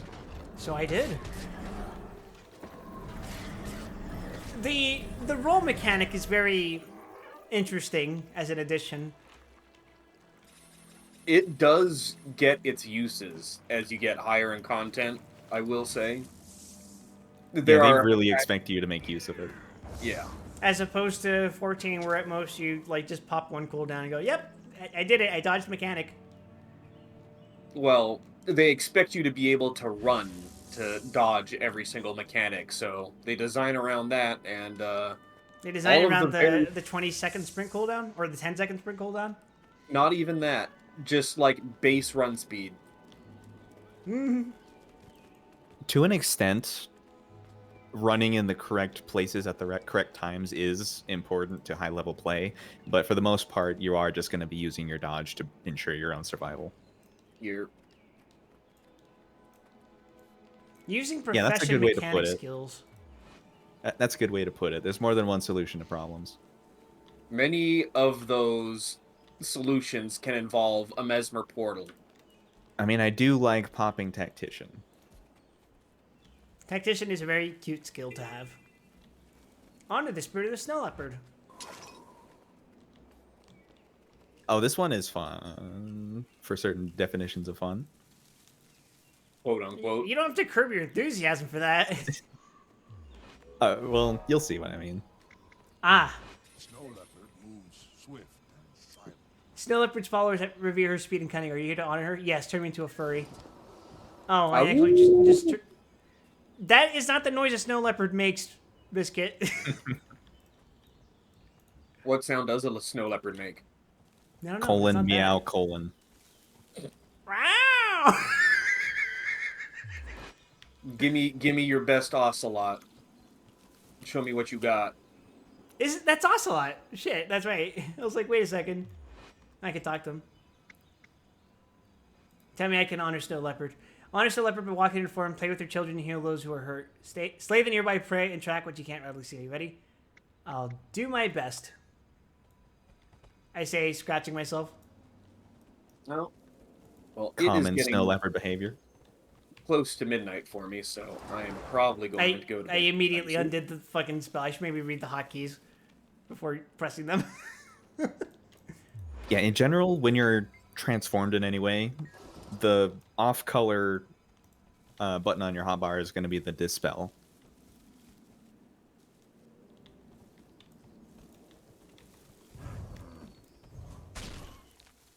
Holy shit, I killed the rabbit and instantly turned into a giant bird.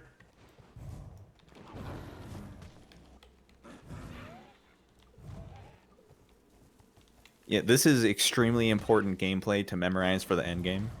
It is? He doesn't even know. I can't tell if that's sarcasm, because you could say the most outlandish shit and I would probably believe you. Oh, I leveled up. I'm level 9. Oh, he's gone already. Yeah, Biscuit just... Goodbye, Biscuit. Zoop. I'm going to bed. Yeah, you have yourself a nice 8 hours. You know me. I love my honk shoe and my Mimi. I curse you to 7 hours and 23 minutes. You know what? If that's what it takes for me to get an uninterrupted sleep, I'll eat that 45 minutes or whatever it is. I curse you to 8 hours of sleep, but with intervals of waking up every 20 minutes. Now that is cruel. I cannot condone that. Yeah, that's some like hard flu shit. It's happened That- before. That's made me so upset. That's put some white hot fire blinding rage behind my eyes that I need to leave and cool down and think about that. Yeah, that's some fauna tired shit. Oh no. All right, well, You have a see good night. Nemo? I'll see you later. Later, See you, Biscuit. Biscuit. I appreciate his enthusiasm for watching me play this game that I have no idea how to play. Who, Biscuit? Yeah. And yours too. Yeah, he's having a good old time. How about you, Graham? You mentioned to me that you play this game quite semi-frequently. Well, let's see here. / age. Oh, not as much as I would think. Across all characters, you have played for 5,363 hours, 8 minutes over the last 4,520 days.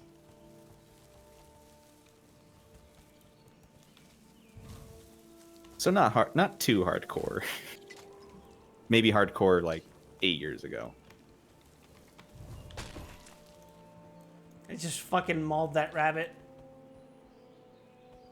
Many Well, such I cases. technically slashed it. Maul is an actual ability. Alright, so I assume... Streamer, you misnamed the move you use. I'm very sorry. I meant to use Tactician, but I accidentally used Peloton instead. Oh, no! Holy shit, that was 500 damage.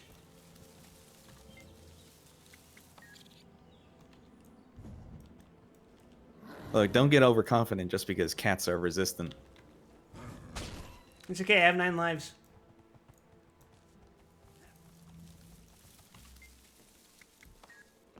A raccoon? Sure is. I haven't seen one of those since I moved here, but I do see a lot of possums. They like hanging out around the gym. They think it's really cool. Actually, it's not that they hang around the gym, they hang around the swimming pool, which is right next to the gym.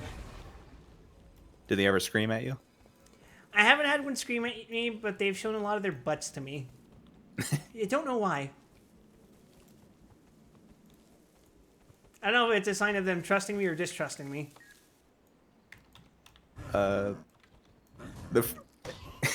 If it's a sign of trusting you, I would be very worried. They see me as one of their own. Are the cubs in danger?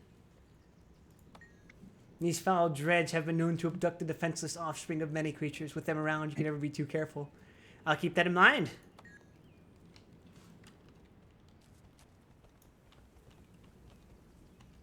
Nothing like a good hunt. Yeah, I think you'll find the dredge to be very funny. They're just, like... Am I doing, like, the wrong interaction? No, you can't interact with the shrine. Oh, okay, because I see, like, a little marker here. I assume that's something, but... Maybe it's Like not? the little square on your map. Yeah. That's just a point of interest marker. Oh, okay. So right now it's just hunt down the dredge by... Oh my god, I did it again. It's fine. I can dig it up and just beat the shit out of whatever pops up. Oh, Ew! there's a dredge. Oh, there's a lot of dredge. Oh, I fell off the cliff. Any such cases. Oh, you can only collapse the tunnels as a cat. I noticed this game doesn't have much in the way of background music. It's pretty subdued. You may recognize it over time, but I'll spoil it by pointing out that the main composer, for at least for the base game, was Jeremy Soule. That name sounds familiar? He is of Elder Scrolls fame. Ah, yes, I understand now. It's all Morrowind. Because that's my only favorite reference for Elder Scrolls. I should go back and finish the DLC at some point. Usually, at least, most people have, like, listened to a playlist of Skyrim music. It's very atmospheric, very ambient. I try not to listen to soundtracks for games I haven't played. Unless a friend very specifically requests me to listen to a song or something. I think there's one particularly famous one from Skyrim. I think it's called From Past to Future. I reverted by accident. It's a pretty good listen, but I swear to God, I can't remember which one, but I think there's like a carbon copy of a Skyrim track in this game. No. Snow leopard moves. It turns out when you make 10 million pieces, some of them start to blend together.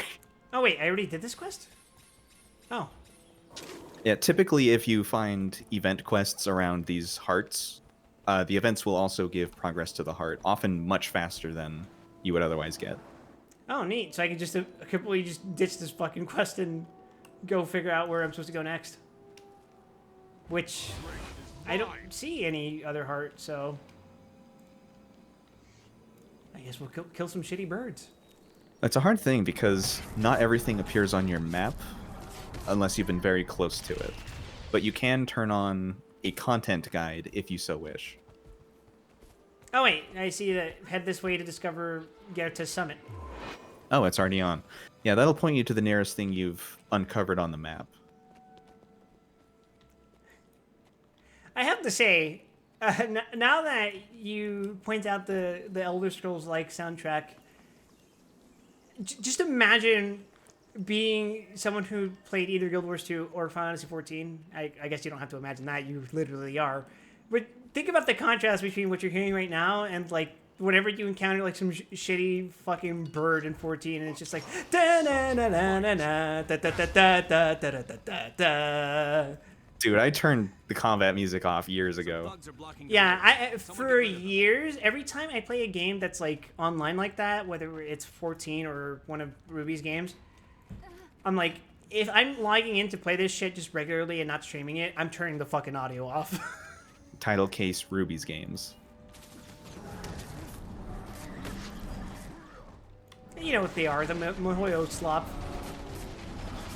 MMOs are kind of predisposed to that kind of audio practices.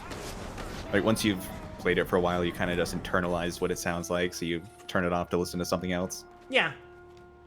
I think I do that as soon as I, like, finish the story of a game. Because at that point, like, if I want to listen to the song, I'm probably going to listen to it on my own time because I like it. And then, if I'm doing dailies and shit, which I'm not anymore because I don't really care to be playing 14 anymore, I just, you know, put on whatever music I want or just listen to, like, some podcasts in the background or something. Typical. Oh, hello, Bjarni. Yeah, I think this... Yeah? If I remember correctly, around 2014, 2015 is when I started listening to Northern Lion, and I specifically watched his stuff in the background while I played this game. That's not a bad choice. I don't actively watch Northern Lion, but I do get that drip feed of content from every avenue possible. And I kind of became enamored with the Northern Lion Live Super Show, and I was pretty broken up when it was discontinued, but the later, or the more concurrent series he's running right now, where he just streams with his friends anyway, it's basically the same, and I'm pretty into it. The way I would describe it is that, like, it may not be that strictly programmed show anymore, But if I were to take a guess, he's probably gotten so used to the routine of doing that he's kind of internalized that and taken that experience into just naturally doing that whenever he communicates with his friends. Yeah, they kind of do still behave the same ways. They just don't have scheduled breaks. Yeah, exactly.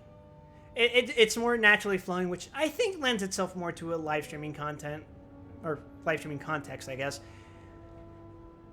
Then again, the novelty of having a show like that on like Twitch or something is something worth. I would say it's still worth exploring. I don't think I would ever personally do something like that, but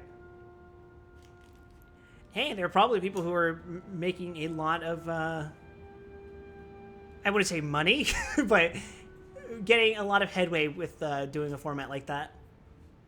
Yeah, I think you have to be a very specific person to be able to set up that kind of show where you just talk nonstop in 3-hour blocks. I think so. It's a very difficult thing because, like, to be able to talk that much it's a combination of having enough experiences in your life to be able to shape that into like stories, being able to relate that to other people.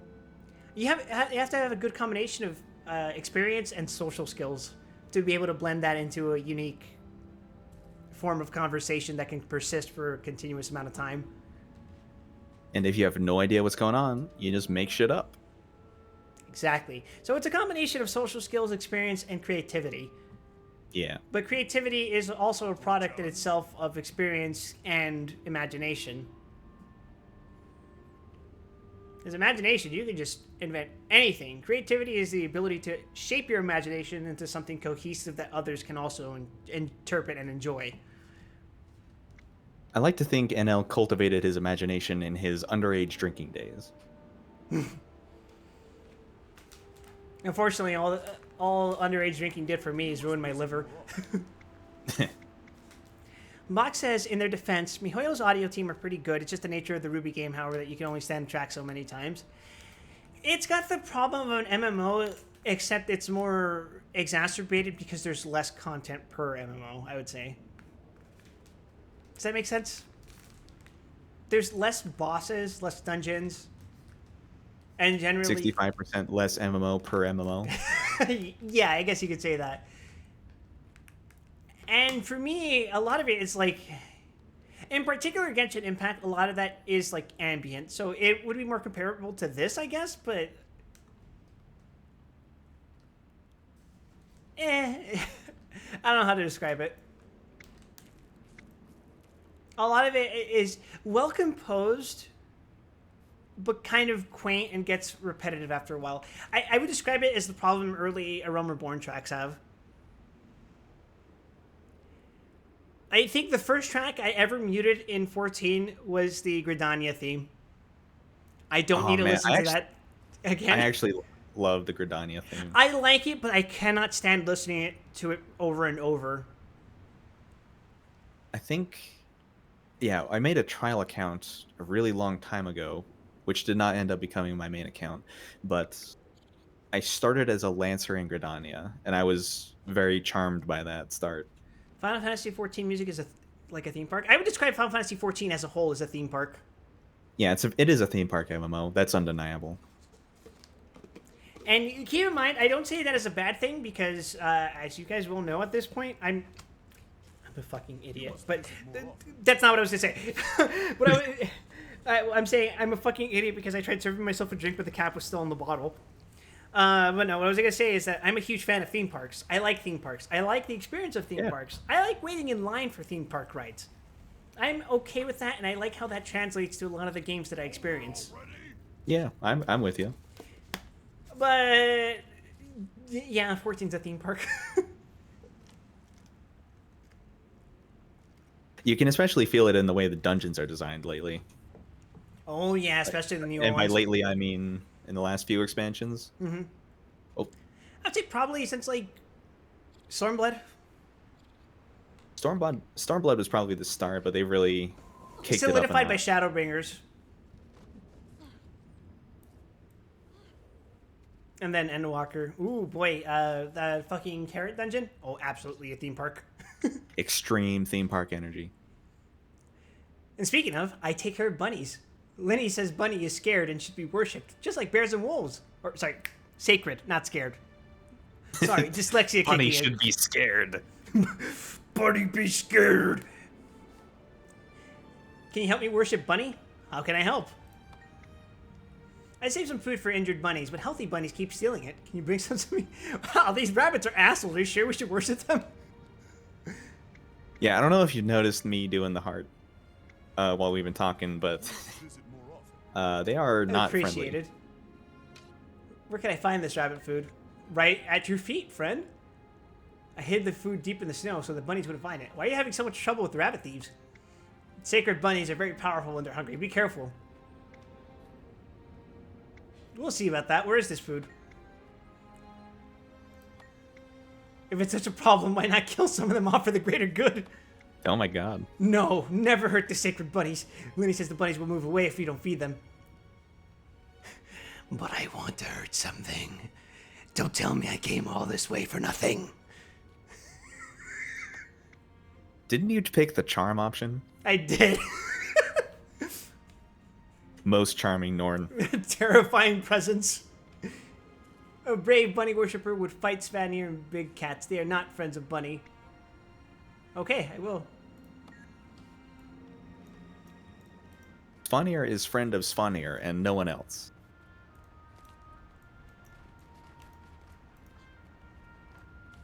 Oh yeah, you were dumping food at him, I guess? Something like that. Scare hungry bunnies away from anyone carrying food. I guess so. Ah yes. This is literally a fate. Well, Actually, no, technically this is a this Beast is Tribe quest. technically this is the primary mode of quests in this game, but it is structured like a fate. These early ones are really weird, honestly. Like, this doesn't represent an endgame gameplay whatsoever. This is just here to fuck with you. I mean, early Realm Reborn was like that too. It's like, what the fuck is going on with this design? Why is this like this? Oh, just using the speed spell just immediately ignores the penalty. That's funny. I found some of your rabbit food. You're welcome. Wait, did you just discover like an exploit I've never found before? When he used the speed spell on me, it just immediately Oh, you ignored the fell. penalty. I see, I see. God, do you remember those early Realm Reborn Beast Tribe quests where you have to like carry a bomb or something and you have like 2 minutes to get to the drop point, but your speed is slowed, and if you get attacked, you drop it or some shit? Early? I was doing that shit in Endwalker. Really? They still have those? I don't remember those.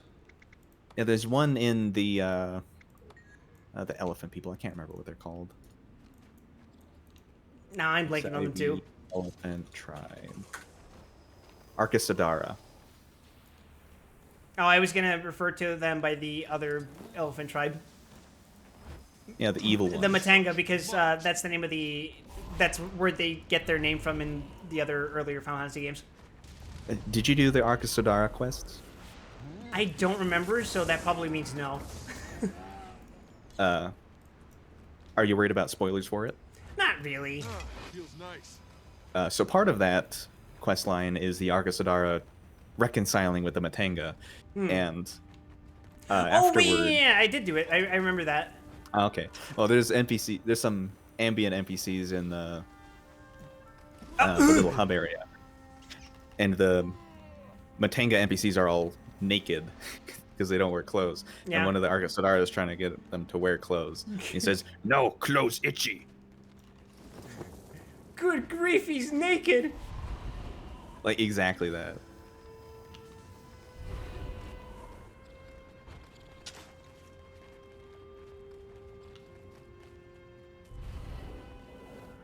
Spirits of the wild will This is very quaint, I would say. Which I appreciate. These kind of menial quests are, I would say, a definitive cornerstone of the MMO experience. To some extent. Right down to slightly more experienced players coming out and helping. This one is actually funny. After you drop off that bag, hold on just a second. Hmm? So if you look to the south here, you look up there, you see that cliff edge? Yeah. This heart quest used to be up there. Oh So my if you're god. if you were positioned poorly, a rabbit could just kick you off the cliff and you die. Fucking amazing. To be fair, clothes itchy is a compelling argument that even civilized cultures can agree on. It's why some people sleep naked. Is this a fucking venti glamour? Is it? I guess it's not green. But it's up there. It's in there. Wait, do you mean like fucking Genshin Venti? Yeah, Quilon here. Oh god. You're not a Genshin Impact, are you? Oh. Ah! I've been sprayed upon.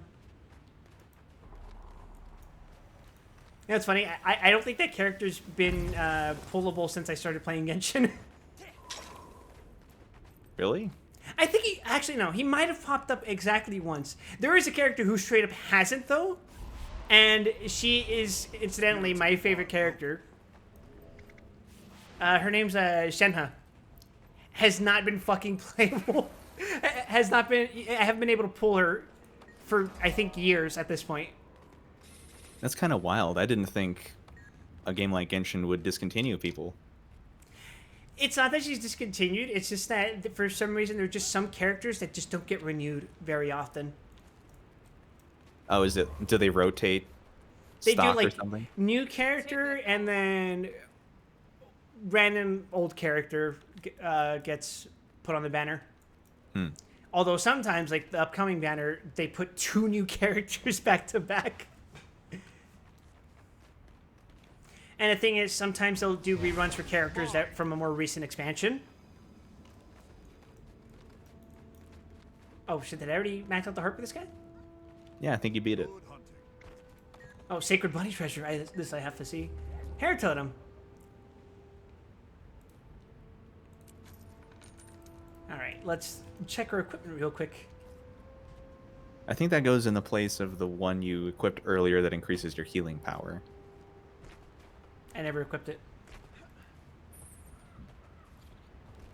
I think. Let's check. Is it under hero?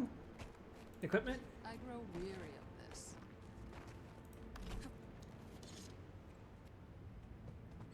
Oh, there it is, yeah. More vitality or more healing power? I think healing power is better in the long run, but then again, these totems probably aren't meant to be used long term, are they? I mean, you can. There's technically nothing forcing you to equip good gear.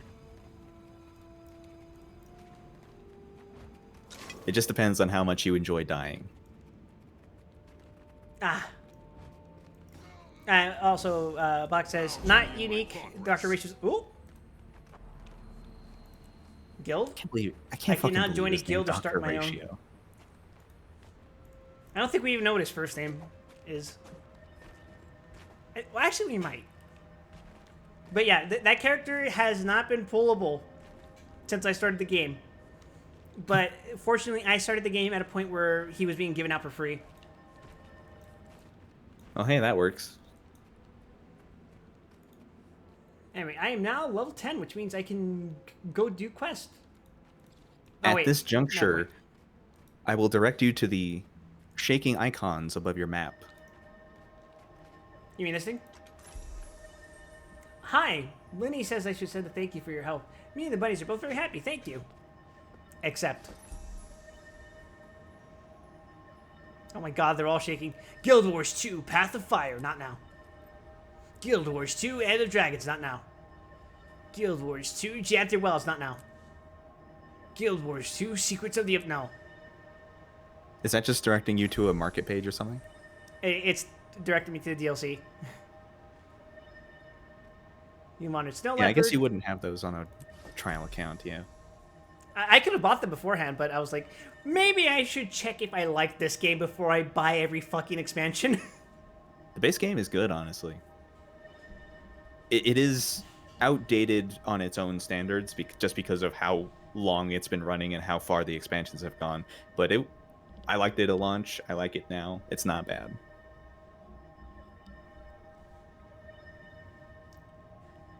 Yeah, I mean, that's why I'm playing. I'm trying to see if I like it for myself. But also, yes, as Box says, Aloy from Horizon Zero Dawn is a character in Genshin Impact, but she has never been...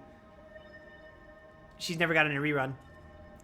Fucking forgot about that. So you either have her or you don't. And you will never get her. The Evangelion collab, Asuka for Honkai Impact 3rd is literally...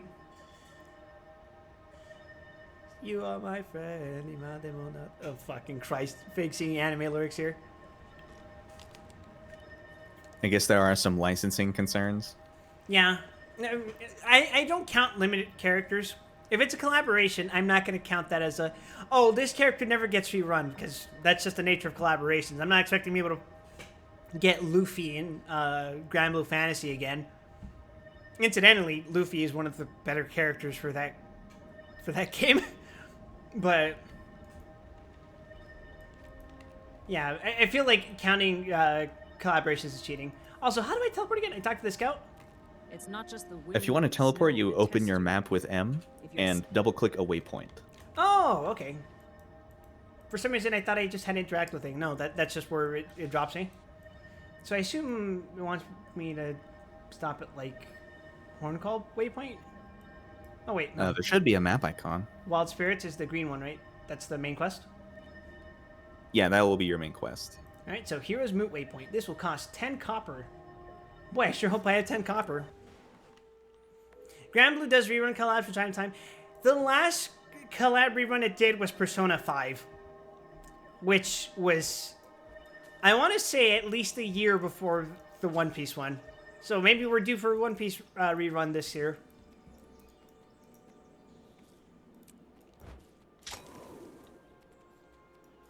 One Piece rerun. Good God, what a nightmare. I mean, you say that, but they're literally redoing episodes from the beginning with the new animation. You're not talking about the live action? I'm not. I'm talking about a new anime covering old arcs. Oh. Persona 5 was alongside Cardcaptor Sakura and Code Geass. To commemorate that, they released the 5-star versions of the characters from those collaborations.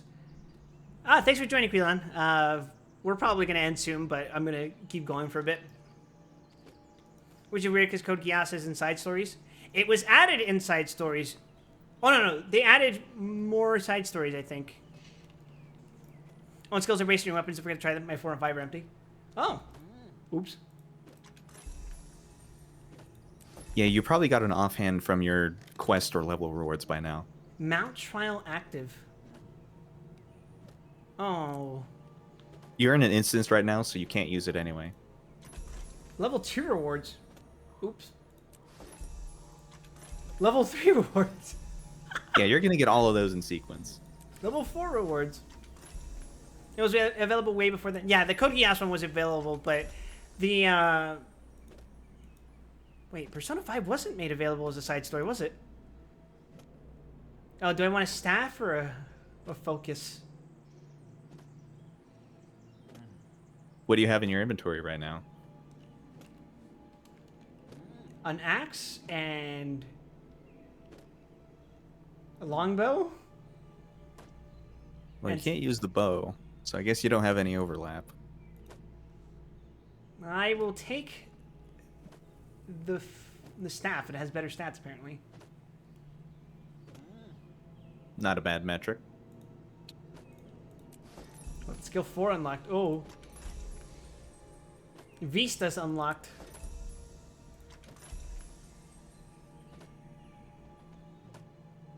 Vital Black Earth Trident. Or an Aqua Breather.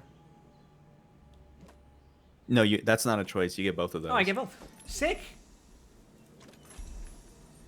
I just got war flashbacks. Gathering unlocked. Yeah. Weapon Gathering swapping in unlocked. this is fairly painless, thankfully. Decade of Adventure. Ah, yes, Proof of Legend. Oh my god. Okay. Oh, they give you that too? Okay. I thought I was special. Okay, I think I've cleared all the notifications. Yeah, you'll get rewards from that every time you level up and anytime you finish a heart quest. I should probably change my equipment. And also, you'll get a notable reward chest every time you 100% explore an area, which has a chance to drop rare items such as Black Lion keys, which are loot box items.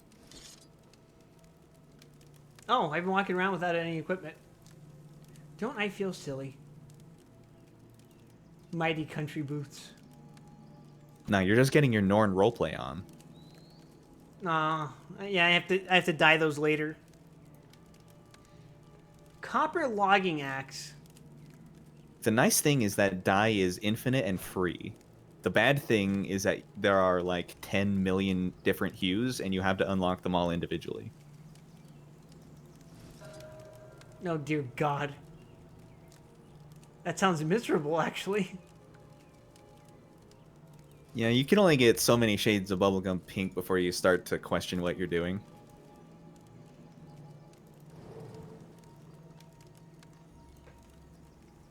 Yeah, that works for me, I think. Oh, I have new spells.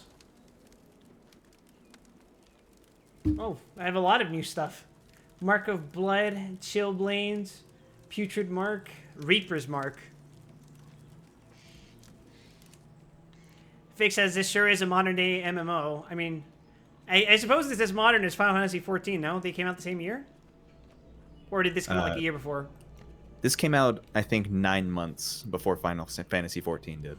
Damn! Now, what do these spells do? Skills unique per game mode? Oh, I guess God. you haven't played Skyrim. They are somewhat similar to the runes in that game. Sorry, you'll see- only played Morrowind. Who dis? Slayer. What a sight for sore eyes. Ow. Damn, are you outing me as a Morrowind impurist?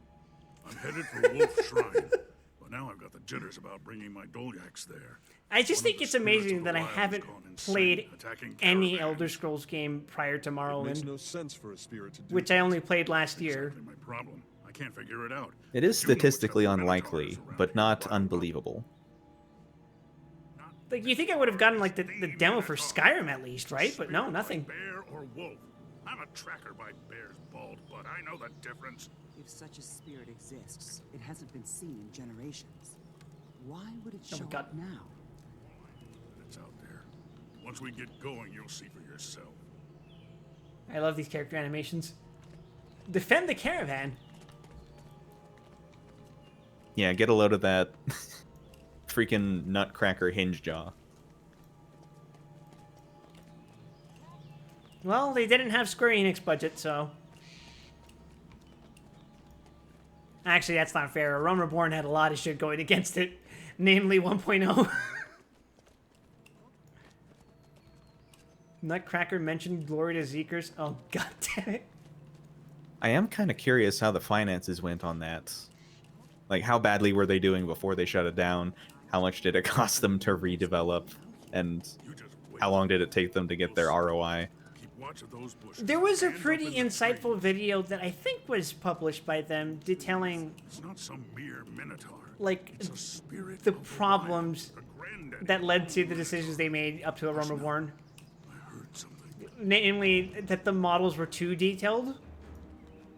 They did look pretty good for, like, pre-Dawn Trail standards. Like, I think I remember them mentioning that Ifrit in particular was like, holy shit, what's going on?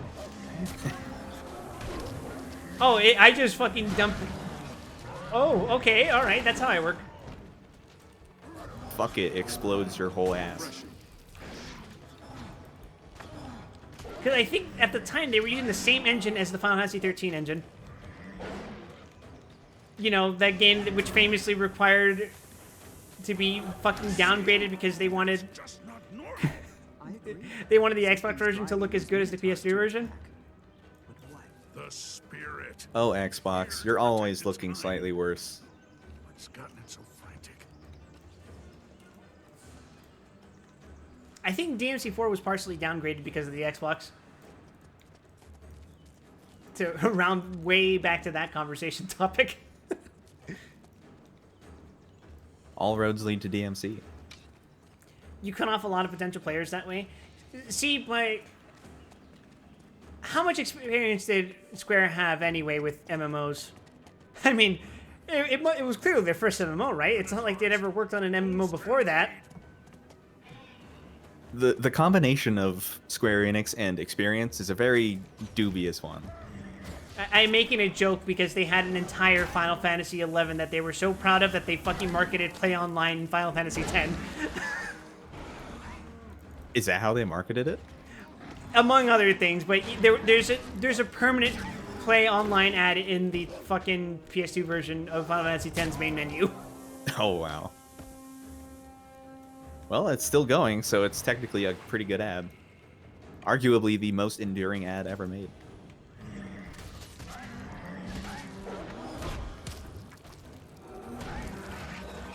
I love Final Fantasy X. For the record, I don't know how I forgot about 11, considering we just had the Alliance raid. Chances are it is probably the most ignored Final Fantasy, unless you played Final Fantasy XI. In which case, there's probably a good chance you are still playing it to this day. I think Eva played it once. I've met Final Fantasy XI players before. They are kind of obsessive. If we ever decide to pick up another MMO, like as a group, I think I would recommend that one. Yes, Private Server 11. Not because it's necessarily the best option, but because it's kind of just fucked up. It is a quirky ass game, as many Final Fantasy XI players will love to tell you. Well, I'm not adverse to that. I still play Guild Wars 1. Yeah, you're a freak of nature. 11, is it a theme park MMO like 14 IRC? You're right, it has weird as fuck gimmicks.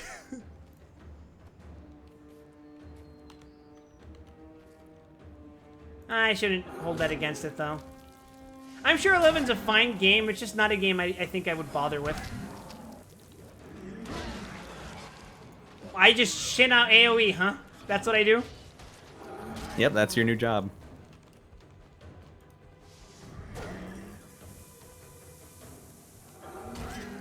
I would be an obnoxious character in a MOBA. Something you can do, if you know you're going to fight something but you haven't engaged yet, is just put all your shit on the ground and let it recharge. Ah, yeah. Probably not the 5 skill, because I think it has like a 40-second recharge. Nah, just 15. Oh, really? Yep. Maybe they buffed it. 18, sorry. The spirit is driving them crazy.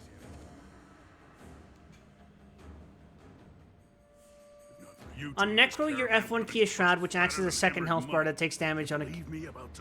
Whatever damage on that leaves your main health bar untouched. That's neat. Have you even unlocked that yet? That does not mean we're dealing with the spirit of I guess we'll see after the cutscene. You youngsters know nothing. This isn't normal. Something is provoking the guardian spirit of the Minotaur. That really sounds like Jameson Price to me. Even if that's true, it doesn't explain what's going on. What is the spirit reacting to? What is it trying to accomplish? There's one way to find out. I saw the spirit down by the river in a form solid enough to leave tracks. An enterprising tracker could follow the trail. Leave it to me.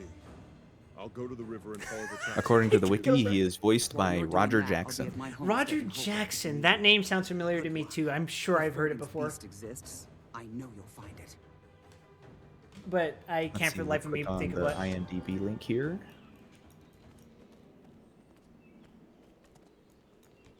I did it. Yeah, apparently he's in all the Screams. Oh, is he Ghostface? I think he's Ghostface. Phone voice, the voice, the voice, the voice. The voice, that would be Ghostface. All right, then. He also voices a character in the Clock Tower games. He voices Bates, who is probably the best character in the entire franchise. Which one was he from? He's from Ghost Head. He is the alternate persona of the girl you play as. You can intentionally get her scared so that her personality will be repressed and his will take over. And he'll do shit like kick small children out of the way. It's great. I think the only one I ever watched a full playthrough of was 3. 3's fucking weird, but for different reasons. It is a very strange experience. How do I get rid of this again? By selecting your rewards. Oh. Duh. He's also Mojo Jojo, and in Final Fantasy X, he's Keenock. I remember Keenock. The typical politician character in Final Fantasy X. And Keenock remembers you. Except he's also sort of trying to vie for being the Pope.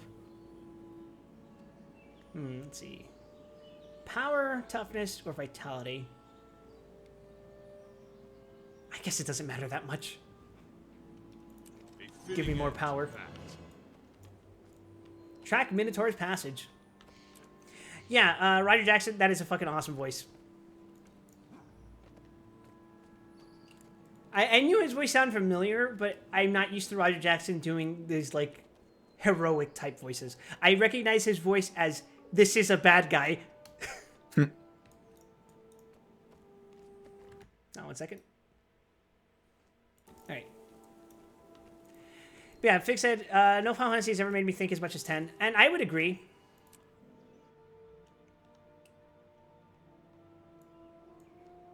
I think 10 is a very profound game.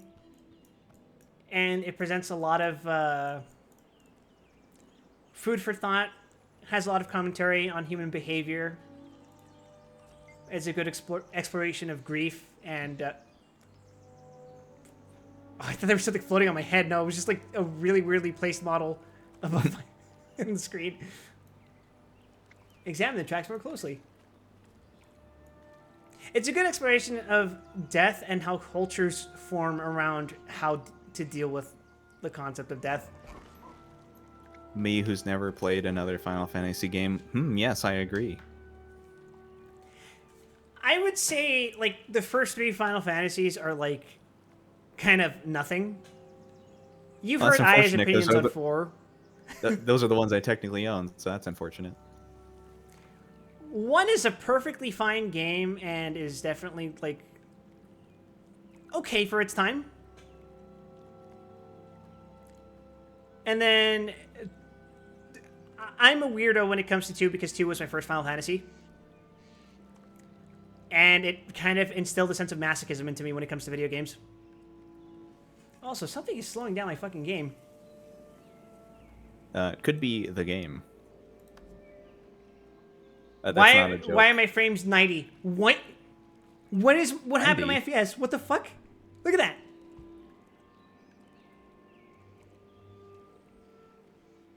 that. Maybe if you turn around, it'll go back to normal. What on earth is happening? Some parts of the game just aren't very intensive because it unloads everything else while you're looking at a specific corner. That is so fucking weird. It is very strange. Especially in the world versus world maps, you can find corners where your frame rate just hits like 200.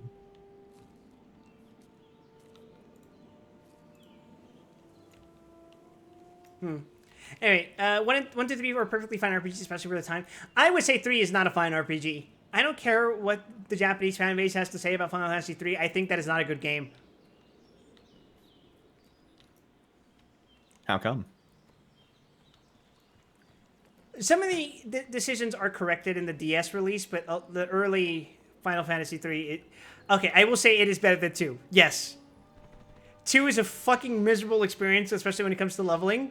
It shouldn't be that way. The DS version is the worst version now. It is the most casual-friendly version, I would say.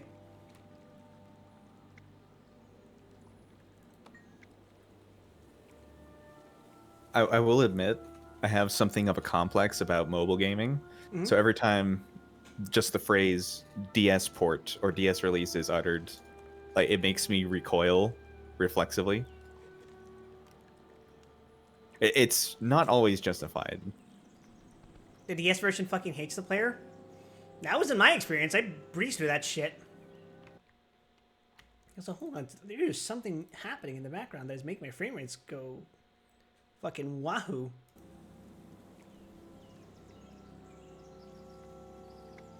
Continue following Minotaur's trail. Trail leads across the river. I think I gotta lower my graphic settings a little bit more just to make it smoother. Every boss made 5 times harder than 2D versions? Wow, then I guess I'm just really good at Final Fantasy. Frame limiter. 60. Does that fix it? Yeah, that fixed my problems. For some reason, because I have it set to unlimited, it's freaking the fuck out of my tracking software whenever it goes up to like 100. Because it's just like, what? Huh? What? Why is it doing this? The only solace of the DS version is that they made Warriors stupid. Well, I didn't use Warriors, so I don't know what to tell you, man. Dragon's Labor says, the main problem with this game is that under all the land is water, so the game's rendering that all the time, so never run the game on max settings will drop frame rates. Yeah, no, like, I'm perfectly fine running shit on minimum frames. Like, it's no problem to me. The water thing isn't out of the ordinary for open world games, if I'm not mistaken. Like, pretty much any time water is involved, it's pretty common for there just to be a water level. Daymate, how are you? I'm also new, started. Good to see you, man. Thanks for joining in. Hold on, let me just stick shit on the ground here. But I guess I wouldn't put it past Guild Wars 2's water in particular to be like a really negative impact on performance. It reminds you of how like mirrors in early video games were done. Where it's how they just render the model like again. A separate scene. Yep. Yeah. I guess we'll find out because some of the end game levels are extremely water heavy. Curious. So that'll be fun for you. It's fine. I mean, starting from good settings isn't so bad. I mean, like, it was pretty consistent earlier. It only, for some reason, just now started going down, and that's just because the frame rate wasn't capped. I'm sorry, did it say follow the Minotaur's trail leading me further and further east, but now it's all the way over the fuck this way? What the fuck? Okay, yeah, sure.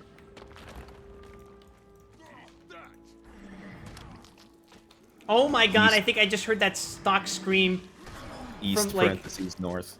from, like, not Doom, but, like, Hexen. You know Probably. that... I probably recognize it the most from watching the Madness series.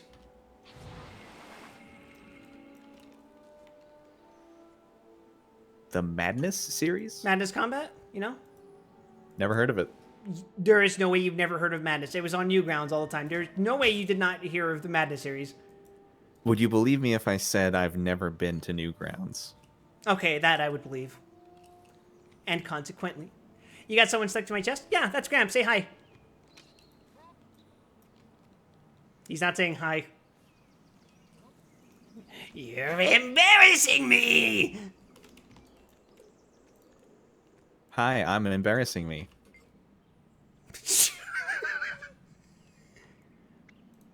Examine the tracks more closely. The trail leads to the steep slope. I wonder if I'm going to fight the Minotaur at the top of this mountain.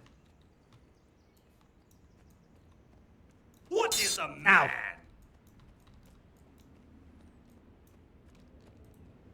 But yeah, are they a leech? No, it's just Gramp. If anything, I'm leeching off Gramp. I'm an overgrown parasite, like a tick filled with blood. But yeah, I was gonna say, if there One was... of these days you're gonna get popped like a grape. Oh no. Oh shit, cave spiders! Never mind, I just have the power of AoE. Die. Yeah, I was gonna say, if there were ever a Final Fantasy game that I would tell you to start with that wasn't 14, it would probably be 10. Aya would disagree with this very strongly. Would she tell you to start with 12? No, I was gonna say, someone I used to be friends with gifted me Final Fantasy 12. Recommended that to be my starting point.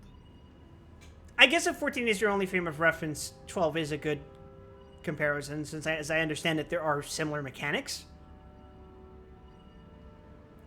But I think 10 is just the more compelling story for someone who has never played a Final Fantasy before. Which characters are in that one? Titus. You know. Oh yeah, I heard a lot of good things about that. That guy. Johan W69. So is Guild Wars 2 good? I think it's too early for me to say to say for sure. 14 takes a lot from the Ivalice games, so 12 is a good comparison. I wouldn't say 14 takes a lot from Ivalice games. I would say it lifts things wholesale. Like, to an embarrassing degree.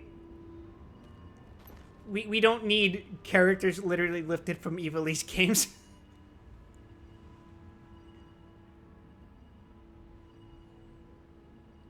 Ul'dah's like blatantly Rabanastre. Well, unfortunately, that place actually exists in Eorzea, so...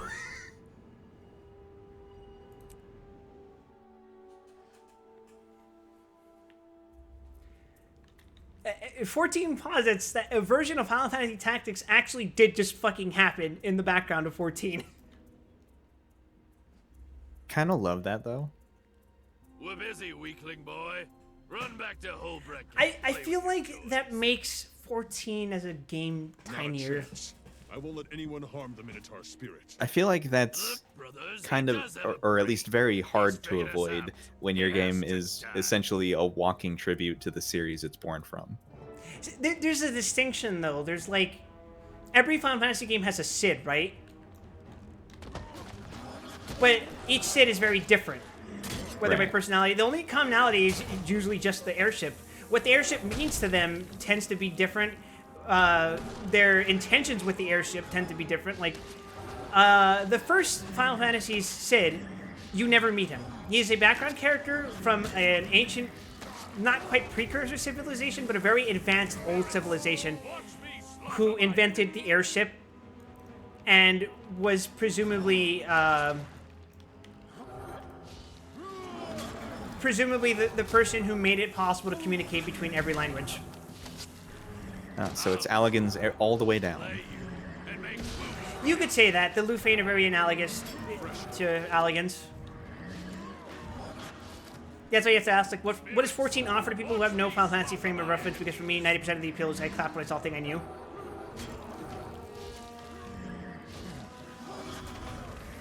Yeah. That's a weird question for me to answer looking back. At first, it was just a level of charm and like authentic writing that was above other MMOs at the time. Cid was retroactively added to FF1. Why were you hunting the Minotaur spirit? No, he's mentioned in I'll feed you to a bear. It doesn't matter if you know. in dialogue once you translate the dialogue for the Lufane village. Vidkun declared the next meal. I'm pretty sure that was in the NES version too, although I may be misremembering because I don't go back to the NES version. Will destroy Holbrecht. The weak will be slaughtered. The strong will become stronger. It is absolutely lost on me, Buck. No, here's the thing. I will say that its appeal is that it's a Final Fantasy greatest hits reel. The thing is, the greatest hits that it's pulling from are so compelling that even in a vacuum, they serve as good pieces for an original story. Stick it in your throat. The only parts of it where it really showed its hand were things like, again, the Ivalice Alliance raid quests, where it was pretty obvious it was pulling from completely another material. For me, I noticed it kind of with Crystal Tower. It felt a little incongruous at the time, because it's just a fucking Crystal Tower right there. That's like kind of, well, that's a bit on the nose for me as someone who's already played it. But I get to someone who hasn't played it before, looking from that perspective, it would be like, oh yeah, there's just a fucking tower there that's very mysterious, and you play a story, and of course nothing that has to do with our precious Catboy is actually borrowed from an old game. The closest comparison we would have to him, I guess, would be like Desh and maybe Arya from Final Fantasy 3, but again, it's not even close enough for it to really count because Graha is very much his own character with respect to that whole plot line. Going Which through is why most it of the works, I think. dungeons, of the game, there was a sense that like every time you get to a boss, like here's it presenting you a thing that was probably from a previous game. That was less of a thing in A Realm Reborn, I would say. Oh, really? That's where I would have pegged it for being the most Maybe likely. in the post-game dungeons, like with the Wanderer's Palace in particular. Does time berries have been a thing since Final Fantasy 5? I did know about tonberries at least. They're kind of a really popular fixture. Those are a thing that you would probably know even if you haven't played a Final Fantasy before. That and like Moogles. Moogles actually were under my radar. Really? Well, I guess... I probably saw them, but I just overlooked them as fantasy fluffy creatures. Maybe Chocobos? I definitely knew chocobos. Chocobos were introduced in the worst Final Fantasy game. Which one's that? 2. Oh yeah, you said that already. Although they were more of a novelty in that game. You didn't really have to go out of your way to go to the Chocobo Forest in that game.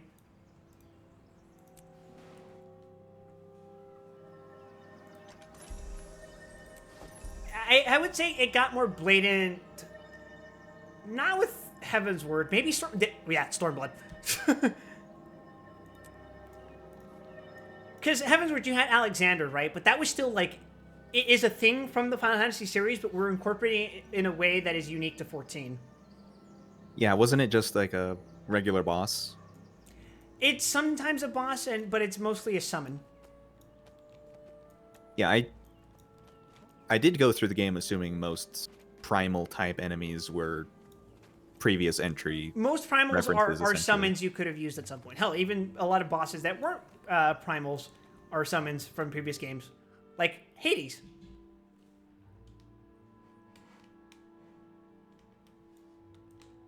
Hades game were is a all- bot. It's a summon in Final Fantasy 7. Oh, was 7 the one that had all these Greek named bosses? No. 7 just had like a wide variety. It had the typical ones you'll see are Ifrit, Shiva, sometimes Ramu, sometimes Alexander. It's mostly Ifrit and Shiva that are like the more recurring ones. You'll get a lot of Leviathans. Like Leviathan was introduced in 2 technically, but that was more of a dungeon than a summon. It was a summon in 3. It's a summon in 4. What does Grant mean by like Greek names? That's a good question. Hades, for instance. Well, we don't have, like, Zeus has a summon. We don't have Poseidon as a summon. Oh, right. But I thought there were more than that. Or am I just mistaken? I think you might be mistaken, because I'm trying to remember, and it's like, they're usually based off of different cultures. I think Hades is just a single outlier. Okay. But yeah, 1 is, like, it's very much a very derivative game. 2... For all its faults, I will give it credit because it swung hard. It missed, but it swung very hard. It tried to give the Final Fantasy franchise an identity. It introduced the villain as something of a character, even if he was basically just Bowie from Labyrinth.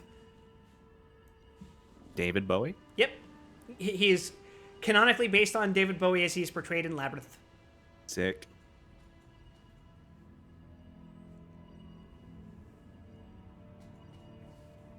In fact, I will argue that he is a very interesting villain conceptually. You don't really get much with him, but he basically wins for most of the game. And even when you kill him, he just comes back from hell and he's like, yeah, I took over hell. I respect the hustle. The weapons are from 7. Except for Ultima, I would say. Ultima's from 6, I think.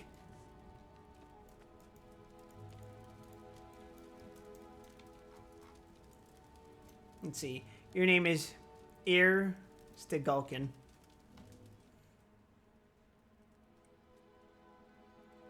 I tracked You're gonna Minotaur what to in a here? cavern above Raven's Shrine. The sons of Svanir were there too, tracking the same beast. Judging by her looks, she would be more likely to do it to me. Convince them to tell me what they were up to. They've been rounding up minotaurs. Not to and spoil feeding anything, them but to she a is dragon minion on the absolutely a orders of their bottom. boss, Vidkun. Really? That would explain the Minotaur spirit's rage. No wonder his children are attacking any hunter they see. I need your help, heir. You know more about the dragon and its My demons beard than just anyone. clipping through my Of course fucking I'll thumb help, of a neck. But I won't get in the way of your legend. My time for glory is past, and I sense yours is just beginning. To be a great hero, you need to know your enemy. I know Jormag's minions. I look like my I can show you veins how to have fight them. veins. Excellent. Meet me on the mountain, and together we'll teach these sons of Svanir a lesson they won't forget. Ah, it's Vanir, not Svanir. I should have imagined as much. Bro meets a woman one time, tells her to meet him on a mountain. The male fantasy. What are you picking? Healing dagger or mighty staff? I'll probably get mighty staff. Let's finish that muscle wizard look. Cruise Chaser makes me laugh because who in any country besides Japan is gonna know what Cruise Chaser Blasty is? I think that's a very endearing reference. Like much how like Einhander is a boss in that level 50 dungeon. You know about that one, right, Grab? Sorry, say that again. The Einhander boss in the dungeon where you Oh fight yeah, the Archer. in the ship. I forget what it's called. It's in the Keeper of the Lake. Yeah, that's right. Oh, the weapons actually do change my spells. I was actually stun locked thinking about Cruise Chaser because until, not to drop the legend status again, until I did T, I never heard the word Blasty before. He says that in the combination sequence in not the combination sequence. No, he says that in one of his mechanics. I think he says that during Limit Cut. Well, you see, in normal mode, you never see that. You used to. Not since I played. Fair enough. Palace of the Dead is a huge Tactics Ogre reference. Yep, that is true. I think, yeah, when I started, it was at the end of Heavensward. So, like, once everyone had Shire gear, you were already outpacing everything. Yep. Shire gear plus, like, playing Warrior in Heavensward and then having a Scholar. Just, like, you don't even need to fucking limit break through Alex's, transition. Just, you know. You mean the A12? Yeah, during A12, you could have just No, fucking... you definitely need to do that. No, you need... when Heavensward was new, you could have just fucking popped your cooldowns and then have Scholar use the thing that spreads the shield on you to everyone, and it would have mitigated the damage. They had to buff it? It's more that they nerfed how Warrior works. You remember how they used to have Defiance and that made your fucking HP scale? Oh. That plus the way Scholar's barrier used to work, or still does, I guess. You would apply that like crit heal onto them, and then you would use deployment tactics to spread that shield everywhere, and you could just fucking face tank it. You would like survive with very little health, but you could face tank it without using the limit break. That's pretty funny. Warrior used to be even more busted than it is today. Which is I fucked do up. know about, I don't know if it was a bug, but raw intuition giving you guaranteed crits from behind. So you would just get guaranteed heal crits forever. I don't remember that. The description. I think what that it was very supposed early to in do. Heavensward. What it was supposed to do is that you would get crit if you were attacked from behind. Right.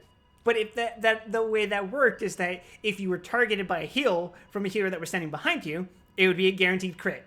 Mm-hmm. So it's a very stupid interaction. Yeah, I would say the Member Berries parade of 14 really started in Stormblood, not just because of the Evil East raids, but because of the Omega raids, which were literally just, hey, remember Final Fantasy V? Hey, remember Final Fantasy VI? Yeah, that was not lost on me. That was just a little too obvious, but I didn't dislike it. And then 09 was, hey, remember Final Fantasy 1? And people kept insisting that O12 was a reference to Final Fantasy VII because Sephiroth, but it's just a reference to 14's artwork.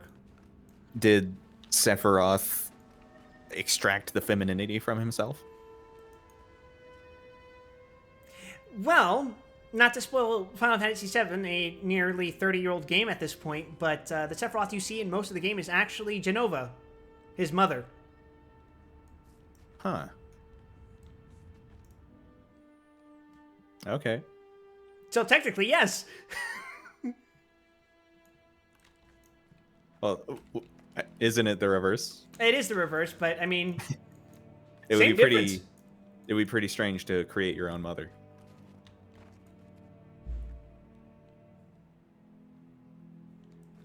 I'm trying to think of a game that made that plot beat that might exist. Am I going the right way? I don't think I am.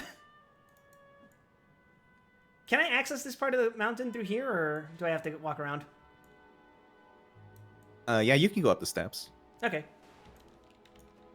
No, it's because like the green marker's on the other side of that, like what looks like still mountain area. Yeah, there's a little pass in there. All right, cool.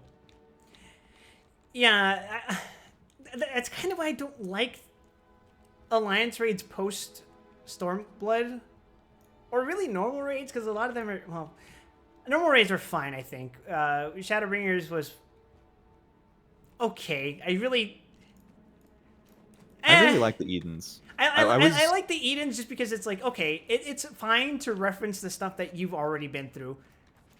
But, like, for example... I was iffy on the Edens at first. Like, especially the Savages. But after Pandemonium, it gave me some appreciation for what came before. What about the FF8 references? I was going to say... A song is just a song, right? Like, you aren't fighting Griever when Maybe I'm a Lion... Not Maybe I'm a Lion, sorry. I'm thinking of the wrong song. Fatebreaker's theme, what is it? The Supreme Beast. Flute. The Supreme Beast. That is the theme song of the second phase of the final boss of Final Fantasy VIII. Legendary Beast. Sorry, not Supreme Beast. The thing with that is that you're not literally just fighting Griever. At least Thanjit is something unique. It's a unique entity. Unique to Final Fantasy XIV and its story. So I'll give it a pass and be like, okay, you can use the song, I guess. Why not? Fatebreaker is thematically similar to Griever, but I guess it's thematically similar, sure, but I wouldn't say so. Like, I say it's distinct enough that it's not like, oh, guys, you remember Final Fantasy VIII? It's just a song. It's just a song. It's fine. Like, if, E10? That's the dog, right? Because 9 is Cloud of Darkness, 10 is Dog, 11 is Fatebreaker, and 12 is fucking Memories of Earth or whatever the shit, right? I fucking hate Promise so much, dude. Oh, man. I would say so. It's a Guardian drawn from Remains of Memories. I guess so, but it doesn't literally look like a fucking lion, so I will accept it. I will be like, fine. It's okay. It's okay. As long as Thanjit didn't turn into a fucking dog. That would be very funny, but actually Minfilia was the dog. Stormir's corpse has been chewed on by animals and birds, but will remain frozen here until a thaw. Its magic lingers as well. Commune with its place of power. Always like that little detail. It's kind of a pity thing, but you come back to the boss of the tutorial and you get a skill point from it. That's cool. Really? Like from reflecting on your triumph. Yeah, that's the tutorial boss that you killed. Holy shit. That's awesome. Hey, where's the passage I can go through? I thought you can tell he's meant for greatness because he already has forgotten his triumphs. None of this shit means anything to me, man. Was E11 Fatebreaker? Maybe E10 was Cloud of Darkness? No, Cloud of Darkness was absolutely E9, right? 9 Cloud of Darkness, 10 Get a Load of That Dog, 11 Fatebreaker. Yeah, I did too many of those savages to forget the order of that particular fucking thing. Hey, Gramp, you said there was a passage through here. Am I, like, looking the wrong way? I think you are looking the wrong way. Is it? Do you mean through here? Yeah, just follow the wall, I think. Huh. Surely they didn't block it since I stopped playing. That would be weird. Is it up this mountain? Or, like... Huh. Oh, head up to the northeastern wall, where it is.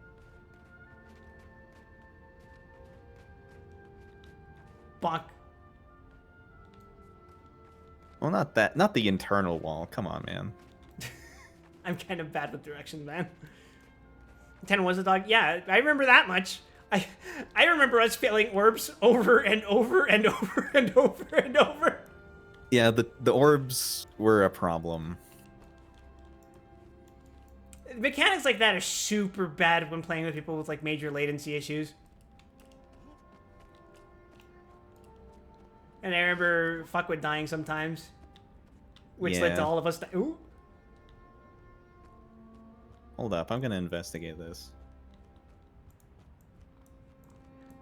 As far as I can tell, I'm just seeing wall around me. Maybe I was supposed to open it from the other side first?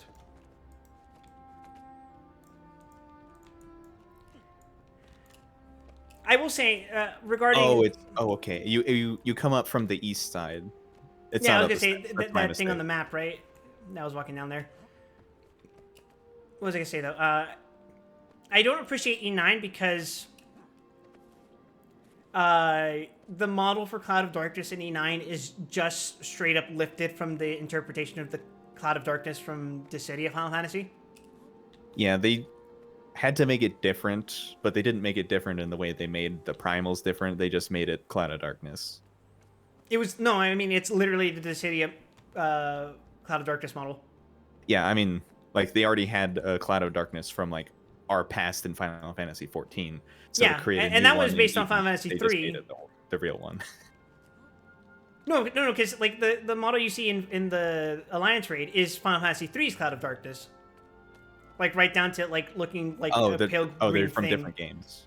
Yeah, Dissidia was the like pseudo fighting game that came out, right? Okay. And to redesign Cloud of Darkness to look more like a humanoid, even though because in Final Fantasy 3 she was just like this big green lady with her butt sticking out. And now she's a big yellow lady with her boobs sticking out. Pretty much. Although they have an alternate color where it's just her original boss colors. Hmm. Yeah, the Dissidia Cloud of Darkness is based on Mono's art. With, like most of the Dissidia designs. And it's a commonality with Final Fantasy XIV designs that if you see something that looks suspiciously detailed, it's probably lifted straight from Yoshitaka Amano's art of it. They do love Amano's art here. Like, probably the most obvious ones are Gogo from the Blue Mage quests, and then fucking Warrior of Light. Oh my god. Refreshing. Yeah. Even without like prior knowledge of the series, some of those things, those designs were just so singular in their appearance that I couldn't help but realize they were from different stock than the rest of the material I was looking at. Yeah, and it gets more jarring to me because they started using that a bit more often. Like Golbez. That one is a little jarring to me because that's part of the main story. That's not like optional content. Well, neither was Warrior of Light, I guess, but I think I would give Warrior of Light a pass because that was a clever way of incorporating that. Because within the context of the Final Fantasy series, what do most people who recognize Final Fantasy as a franchise recognize as the quintessential image of a hero? The original Warrior of Light. But so are the Sons of Svan. It's him, Mr. Final Fantasy. I see multiple trails overlapping Minotaurs. So I think it's clever in that context, but Golbez is just fucking Golbez. If we're careful, The way they used it in the expansion was also pretty clever. Cunning tactics. I like it. That's what I meant to say. Like, careful doesn't it's literally calling that idea of what does the ideal hero look like? The quintessential hero. Yeah. But I mean, there's another element of like specifically what we're doing in that point of the story. Because, you know, we've been masquerading as Warriors of Darkness the whole time, and then they flip it on its head by making us fight the Warrior of Light. Mm-hmm. Yeah, it's a minimally transformative asset reuse. Yeah. It also helps that Warrior of Light, when depicted in crossover media, is just this John McFinal Fantasy guy. So, of course, when he's portrayed in Final Fantasy XIV, it's just this fucking facade of John McFinal Fantasy guy. Not to be confused with Juan Fantasia.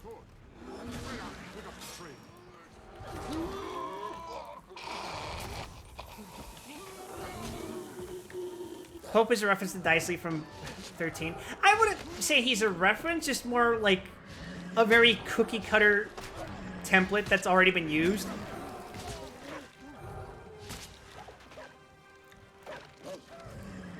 Like, there is a difference between it just being the fucking character, or it being superficially the character, and it drawing parallels to a same, like, a same fucking, like, character archetype, I would say.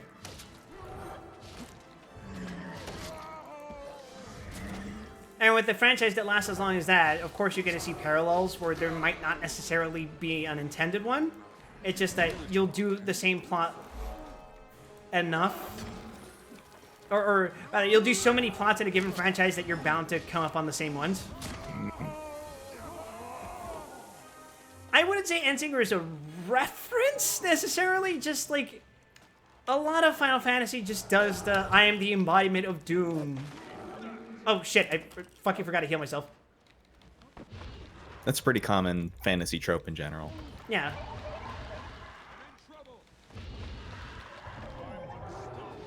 Oopsies. Okay, I remember to heal myself.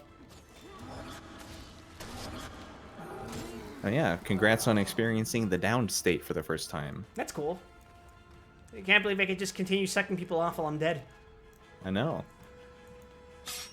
Immune to Minotaur Trap. I say, hobbling over. You're channeling your inner kid looking for those traps. I was gonna say, I'm channeling my inner self when playing New Vegas. Well, in New Vegas, they're actually really well camouflaged against the regular backdrop of colors. It's so fucked up. Because New Vegas is such a fucking ugly game. Like, It I so love New is. Vegas to death, but it is just a fucking ugly game to look at. And then you get to Dead Money, and it just leans into it 10,000%. It's like, what if New Vegas was uglier and you could see less? And you were visually overloaded.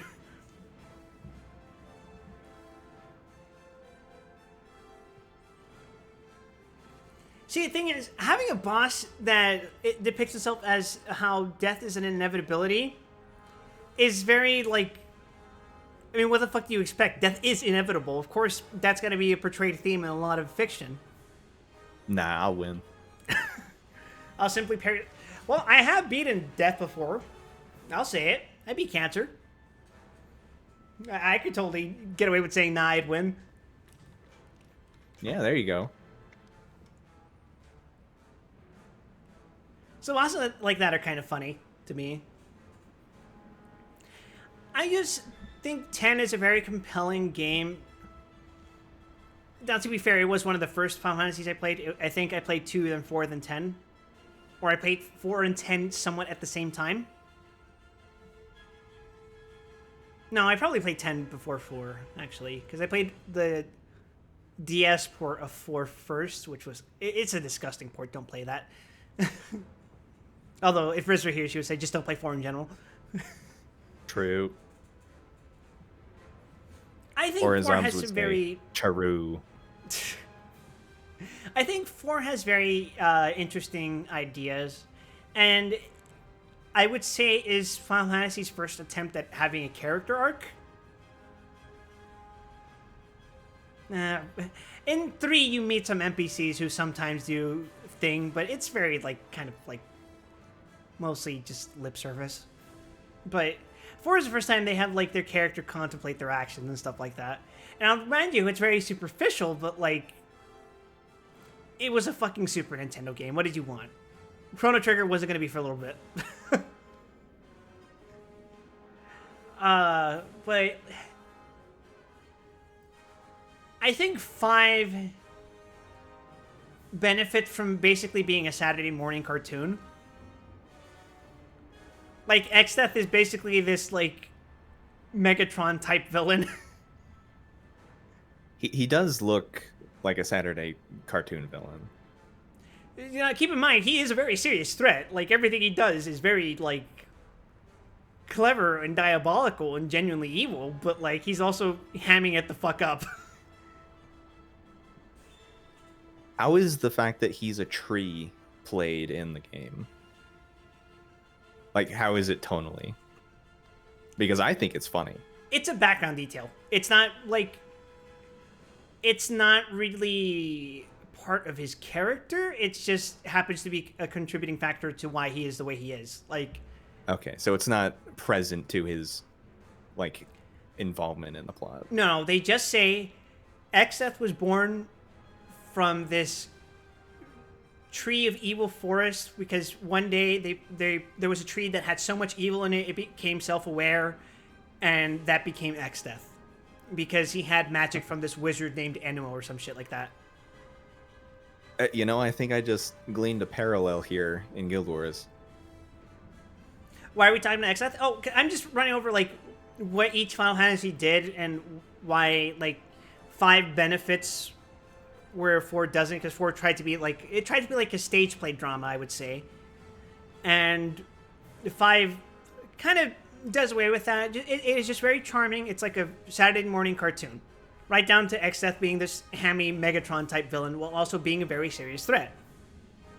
And so Grant was asking, like, how does Exdeath being a tree factor into his character? And I told him it's just kind of a background detail of how he came to be.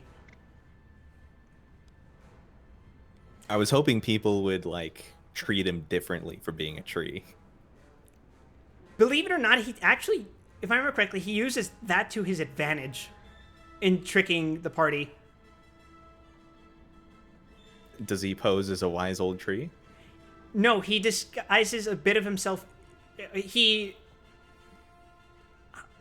hides himself as a splinter in order to get through a magical barrier, hitching a ride on one of the party members. You know what? That's impressive. I'll allow it. Like I said, he's a hammy, cheesy-ass villain, but he's actually a serious threat because he's not stupid. He's very smart. The only time he ever gets screwed over is when he just vastly underestimates Galif's will to live. And then at the very end when he gets screwed up by his own hubris. Jilchan says, having Chinese for dinner or half a duck. Oh, that sounds very delicious, man. Hope you enjoy it.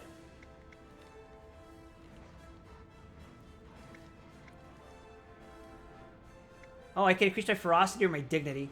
The sons of Zvanya are monsters. Destroying a spirit harms the very soul of the wilderness. Yeah, I was looking at that. It's weird that it didn't give you the personality type you chose. Maybe I've soiled myself in too much blood. Least aggressive Norn. Increase ferocity or increase dignity? I'm in my heal arc. Let's go ferocity. I like where you're going with that. You mess with the Minotaur, you get the horns.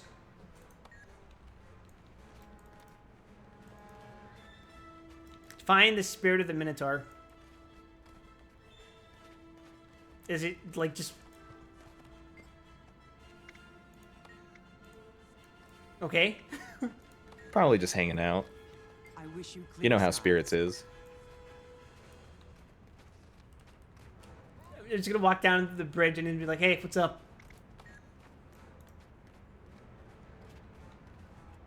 Oh. Okay. I guess he's just there. Yep, he's just hanging out. I was shitposting, but there he is. I would say Final Fantasy VI is the first time people like took a Final Fantasy villain a little seriously. Although I think there's a weird thing about that because a lot of his characterization is from the translation. The Minotaur spirit is under our protection. Lower You your know, the clown. weapons and back away. Never. This is our prey. You're poaching. I'll poach your head and hang it by the elk horns in Holbrecht. Oh, are you talking to me? Yeah. Back off. Well, Sorry, I was looking at something else and thought you were talking to chat. Are you talking about Kefka? yeah. Dragon's minion Yeah. must feed. I think the most damning part of Final Fantasy 16 is that I don't think I've ever seen anyone even talk. Well, I That don't is know. true. I haven't played it. I don't know what it is. I do not know what it is. Have you played 16? No. But I'm reinforcing what he says. Like, I've never seen anyone talk about it.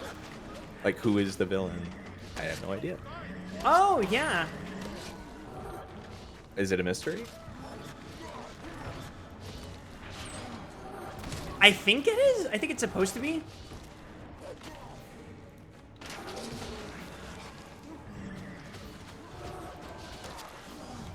I should probably heal myself.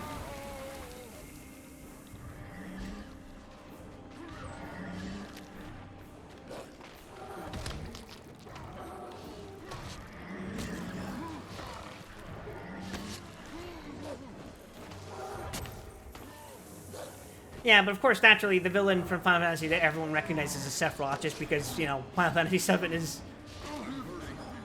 Well, it is the fucking most well-known Final Fantasy game.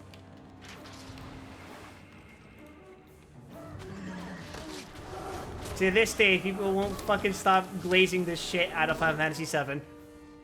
I think recently Guild Wars 2 got a cash shop item that is one wing. You'll see recognition in his eyes and a strong measure of gratitude. Now look at his wounds, how haggard and weak he is. See the mud. There's a on his wrestler. boots? I'm pretty sure kids mentioned him by this point. There's a wrestler named Kenny Omega who's a huge fucking dweeb. And that's where we'll His find finishing move is called the Sons One-Winged and Angel. the captive Minotaur. Nice. So, how do we get past the guards to rescue the prisoners? He recently had, I think it was Soken, do his entrance music. Trick our way in. Oh yeah, that was posted earlier. Yeah. Or you could ask Soken with if he transforms you into Shadowbringer singer you could get close enough to break them out. singing his song. Fool some drunken sons. Amanda or cause a Akin? Minotaur stampede. No, Let me know what you Shadowbringers. decide. Legends have to learn to Was that a make different choices one? I like can't this. remember. The guy. Oh, the guy. Okay. The guy who sings those Metal Gear Revengeance songs. We Fall? Yeah. The guy who wears the cowboy hat. Oh, he's also the He's The the close Endwalker in guy. the I think. distance guy. Yeah, he's close in the distance guy. I follow on Twitter. I cannot remember his name for the life of me. And I remember his name starts with a J. I want to say it's Jason, but I don't fucking remember his full name. I have some of his songs in my Spotify playlist. I'm trying to think of his name. I love his voice. I think it is a very, like, amazing voice that has a lot of versatility. It could be gruff, but it can also be very gentle. But I can't remember his fucking name. I feel so bad. Road is long. I wish you well. I have a confession. Hmm? I cannot hear the name Jason without thinking about Heavy Rain. Jason! Jason! Even I know that I haven't played Heavy Rain. I should play it. I know I should not play Heavy Rain. Grabs a random child by the shoulders and turns him around to scream in his face, Jason! Do you think I should play another one of those fucking David Cage games this year? The Which entirety. ones haven't you played at this point? I've only played Fahrenheit. Oh. That shit Beyond fucking, Two like, Souls. just- Beyond Two Souls is a great experience if you want to hurt yourself. Fahrenheit fried some fucking neurons that I don't think I'm getting back.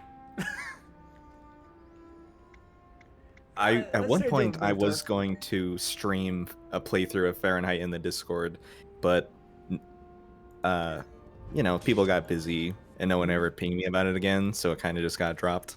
Hmm. So I think I own it, but I still haven't played it. I'll put on this linen garment, I think. Ooh, fine linens. Skin unlocked, student coat. Interesting. Where did I equip this aqua breather?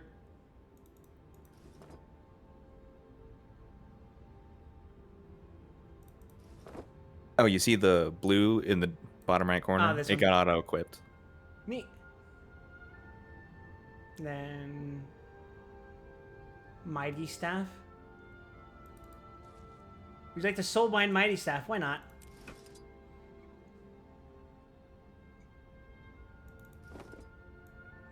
No! All my colored drip is gone. If actually, there's a fun quirk about that. If you unequip and re-equip your old gear, it should transfer the dyes. But it might look weird because they get carried over to the same channels on different gear. So No, this is pretty nice actually.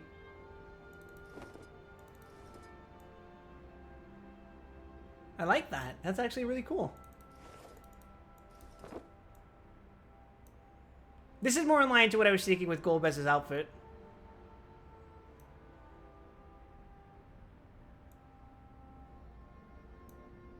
Yeah, not bad. it'll be a little frustrating until endgame because there are no glamour plates. I'm cool with that. That's fine. Yeah, it's a normal RPG concern.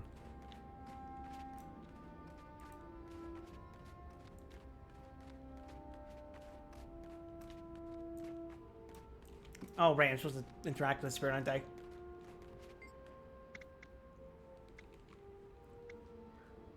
Increases charisma, increases ferocity, increases dignity.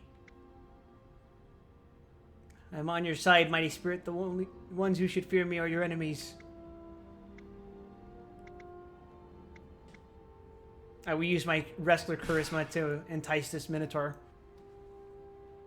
I will rescue your followers, Minotaur. I swear it.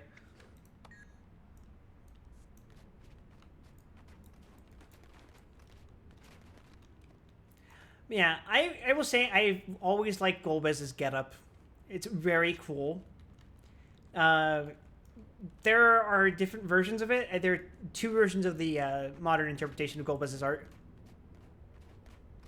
One is the one I mentioned to you, which was the one that pretty much you recognized from 14.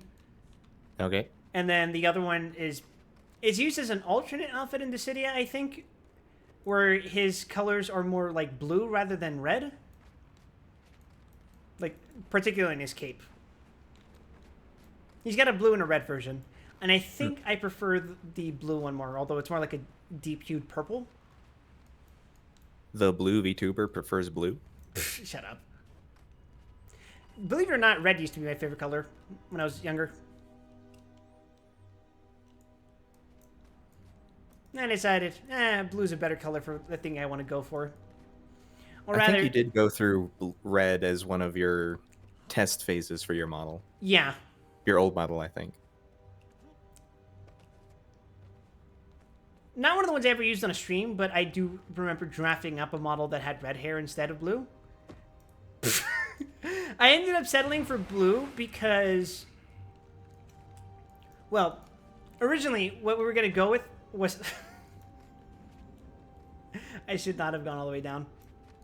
What we were going to go with, per Aya and Kid's suggestion, was the color of the mom's hair from Gundam Build Fighters.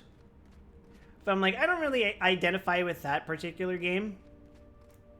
Or, not game, anime. And so I decided to base the color scheme off of a character from Super Robot Wars. That tracks. And more particularly, my outfit's colors are actually based on one of that character's robots. I say one of because he technically has 4, I think. He has the Wildschwein, the... why can I not jump? Fine boom name drop. Yeah. He also has the Argon, the Argon Reval, and the... I think it's called the Estranagant. And all of those units have wildly varying color schemes. The Wildschwein is kind of just like, imagine the Platonic Gundam, but it's blue, and it's fat, and it's short. and that's the Wildschwein for you, because that's its purpose. It's basically a very, very slightly modified version of your generic fodder robot in that universe. Okay. Like, it was special at the time because it was the only one that was customized in that way. Oh, wait. Hold on, let me kill this guy. Oh, didn't have that much health. But it quickly became outdated in its own universe. To a point where I don't think it's even, like, even a backup unit in the main games anymore. I think that after a certain point, they were just like, nah, we're not going to bring this robot back. Everyone has their own unique robots. And that's a complaint I'll leverage about the Super Robot Wars games, at least the OG franchise. Everyone's got their super own unique OC Donut Steel robot, to the point where one of the characters that you could play as in the first OG game became known for how generic he is. Oh no. He went from being from a squad of generic jobbers to everyone but him in that jobber squad got their own unique robot and unique theme song, that the generic robot and generic theme song became his theme song. Well, it's so great. I love Russell because he's such... It's so weird. He's such a generic unit. His charm is that he's generic. He's generically useful. He's got a generic personality. He's got a very generic look. He's like John McBrown-haired guy.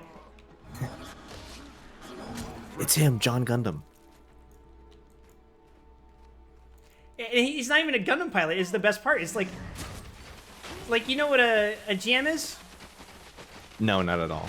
In the context of Gundam, GMs are basically like the mass-produced unit. Do you know what a Zaku is? No. Okay, let me think. How would I describe this?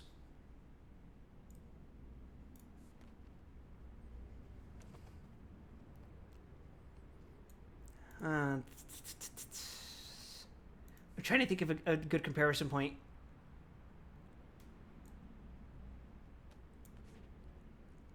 Damn, I can't think of anything. Does Ramp Armored Core? I did play AC6. Alright, you'll have to take it from here, Bach. It's my destiny. They're MTs, okay. Yeah, it's like that. The jobbers to job all jobs. But yeah, basically, the Viltrine was a very customized version of that, which is no longer in itself a particularly unique thing.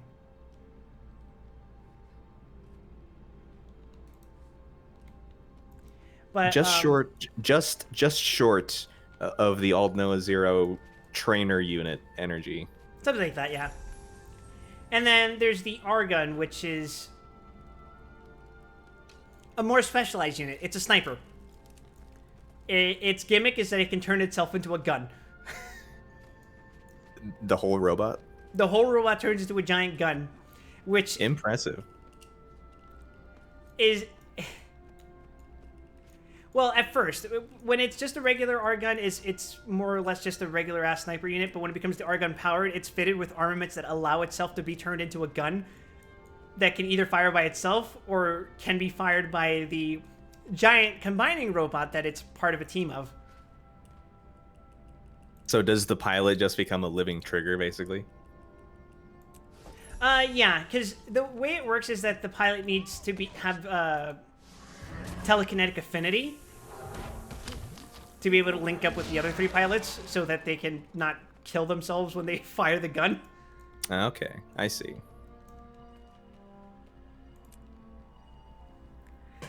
But yeah, on its own, it's a fine unit, and from there, the guy whose colors my shit is based on, he actually betrays the team. And classic. Depending on which interpretation of the game you play, he pilots the R-Gun Revol, which is like, as the name implies, the R-Gun, but like evil. Thank you, Spirit. I'll put your blessing to good use. Oh, that animation does not look right. Over here. Looks like we got a straggler. Oh yeah, that's it.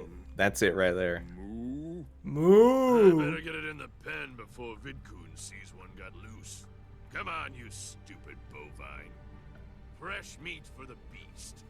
The more Dragon's champion eats, the more it wants to eat. It kind of loses something.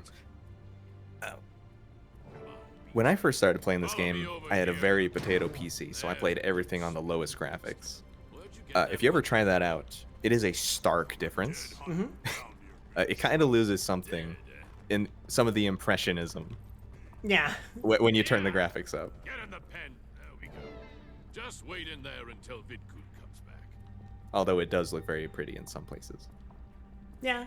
I'm not trying to go out of my way to play this game for how pretty it is necessarily, but I understand. But yeah, as far as the Revolve, that was one of my options for what color scheme I wanted to base it off of. But the thing with the Revolve is that if you look at it, it's a fucking mess of colors. It's like every shade of the rainbow, but in a way where it's supposed to look evil. So it looks like this like peacock that got thrown up on. But then there's the Estranagant, which is from the PlayStation 1 game, where he also betrays the team, but starts piloting this fucking thing, which is edgelord colors. Just imagine the edgelord colors in your brain, and you could probably guess what it looks like. Right? Black, red, maybe streaks of white to accent it. Black, red, a little bit of gray. Close a little enough. bit of white, yeah. Mostly black. I think it's a cool design, but it is very fucking edgy. And Yeah, we've all been there with the black and red. yeah, but all those like, it's mostly black, so that wouldn't lend itself to the kind of vision I wanted to go for. I wanted to be very colorful, but in a way that was at least like, it's just subdued enough. What the fuck are they talking about?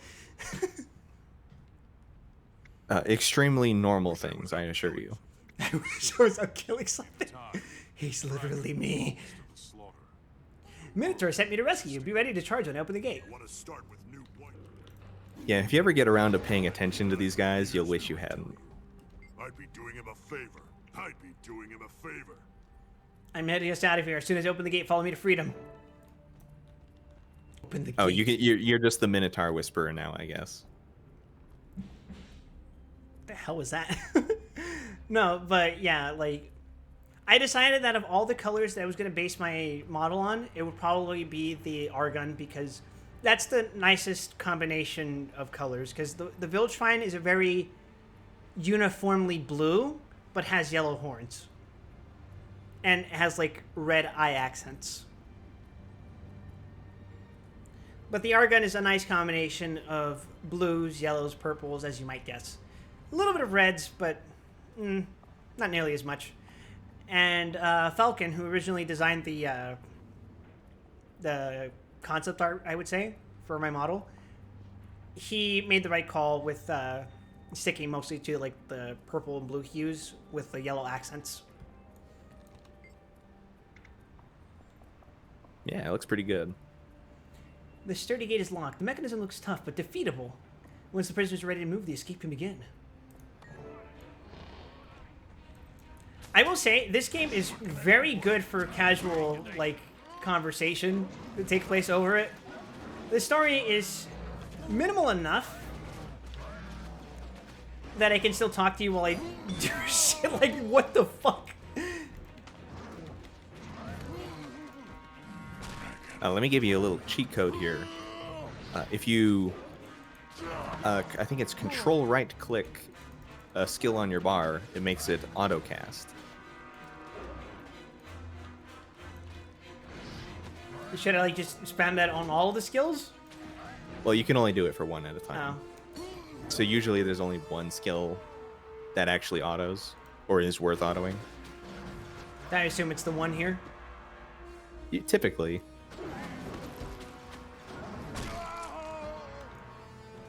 Resurrect! I cast Resurrect on Minotaur. Die.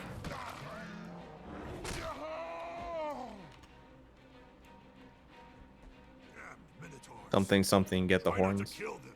The beast wants live. You mess with the bull, you get the Moo? moo. Oh god, you just reminded me of DMC2. There's an enemy that is called, like... It's a goat. It's basically a goat, but for some reason when you kill it, it moos. Yeah, okay. Don't ask. DMC2 is a fucking weird game. I have heard stranger use of stock sound effects. Have you heard of the infested helicopter? The infested helicopter. Yep. A demonically possessed helicopter. No, I haven't. I don't know what, pardon the pun, possessed them to make such a decision, but I think it's a cool idea. On paper. In practice, is it just the helicopter that tries to ram into you? It is the worst boss fight in the franchise. Run free, beasts. Don't forget to wipe the sons of Svartalfheim. 'Cause- Impressive title.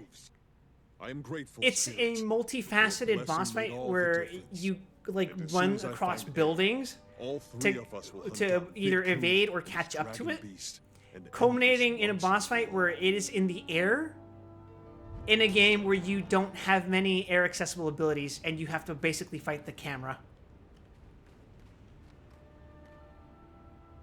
How does the camera control in that game? Not very well. Like, a lot of the times you will be trying to predict when it's going to shoot missiles at you because it will be off-screen firing them at you. The camera excellent. angles prior to 4, I think, were mostly fixed. I think in 4 you could turn the camera, but 3 and prior, they're mostly fixed angles. But for 1 and 3, that's usually great. it's not a problem. The funny thing is, there were capabilities of changing the camera angle in DMC1, but it was only reserved for the fucking first-person swimming sequences. Extremely important. Which, as you may or may not have guessed, are actually the worst segments of the game. I imagine much motion sickness is involved. Where the hell's the waypoint? Oh, there it is. It's not, like, motion sickness inducing, and trust me, I tend to be prone to, like, weird camera movement. Like, I have something to tell Ruby about one of her fucking MiHoYo games next time we play together, but it is like, ugh. It looks weird. Because it tries to add these, like, filters to, like, sort of make it look like you're underwater, and it's just kind of gross. But the gameplay isn't, like,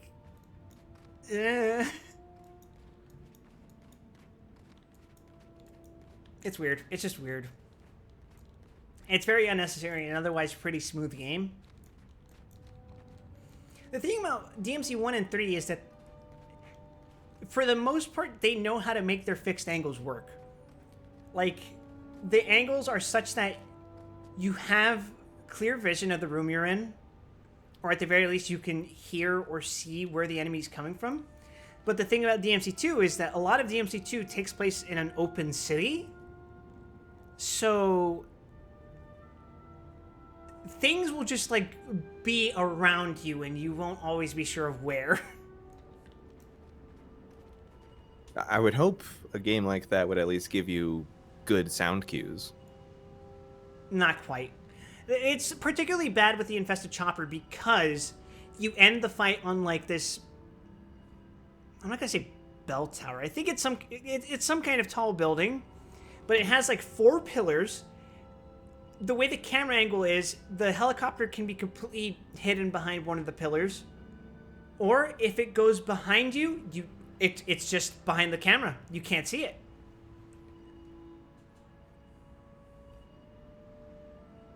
So, like, you can hear a sound cue and you can kind of guess at that, but playing it the first time, you were not going to dodge those missiles.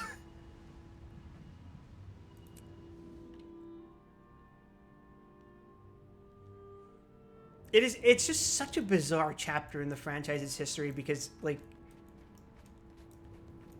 every game after that may have its problems, but 2 is just fascinating with how unique its problems are. Go as soon as the Slayer gets here. I have great hope. Kinda like Dawn Trail. Just kidding. Don't worry. No matter what, we'll still be together. You and me, just like always. Why can't I talk to you? Okay. DMZ2's Dante has a really cool design. Concentrate on Vidkun. His characterization is weird. I believe they're hiding out near Hunter's Lake. Especially after 5 Off to the lake to punish Vidkun and his changed little dragon the canon Simple. to alter when 2 takes place. That creature is a servant of the Ice Dragon itself. You should take dangerous opponents more seriously. Don't underestimate Vidkun's beast. Or Vidkun. I'm not underestimating. I'm not underestimating Vidkun. Relax, Air. I know this will be a real fight, and I'm ready for it. You have to be more than ready. I used to be as eager as you, but I learned where Jormag's minions are involved, you can't over-prepare. With you around, I'm learning all the I mean, time. you say over-prepared, but Trust me, I'm ready for this. I've just been dropping AoEs and shit, and I've been doing a pretty good job at winning, I'd say. Garm's a bit like you. Yeah, you walked through like 40 of them. Brawl. Let's get in line. We'll meet you at Hunter's Lake. It's fine. It's of little consequence, clearly. No, but what was I going to say? The thing about Devil May Cry's canon is that for a while it was generally assumed that the order was 3, which is the prequel, 1, which is the original game. Then it would be 4. And then there was like some kind of time gap, and there was 2. Oh, and actually the Madhouse anime happens between 1 and 4. So it's not a linear. It's not progression. So that's weird. 1 happens. 2 is meant to be a more or less direct sequel, but a few story details, such as the lack of presence of a particular character introduced in the first game, led a lot of people to assume that Dante is just weirdly out of character because of something that happened, presumably to that character, that would lead to her not being in his life anymore. Whether it's that she died or something. It was a lot of speculation. She is actually playable in the secret bonus mode you get for beating the game, but...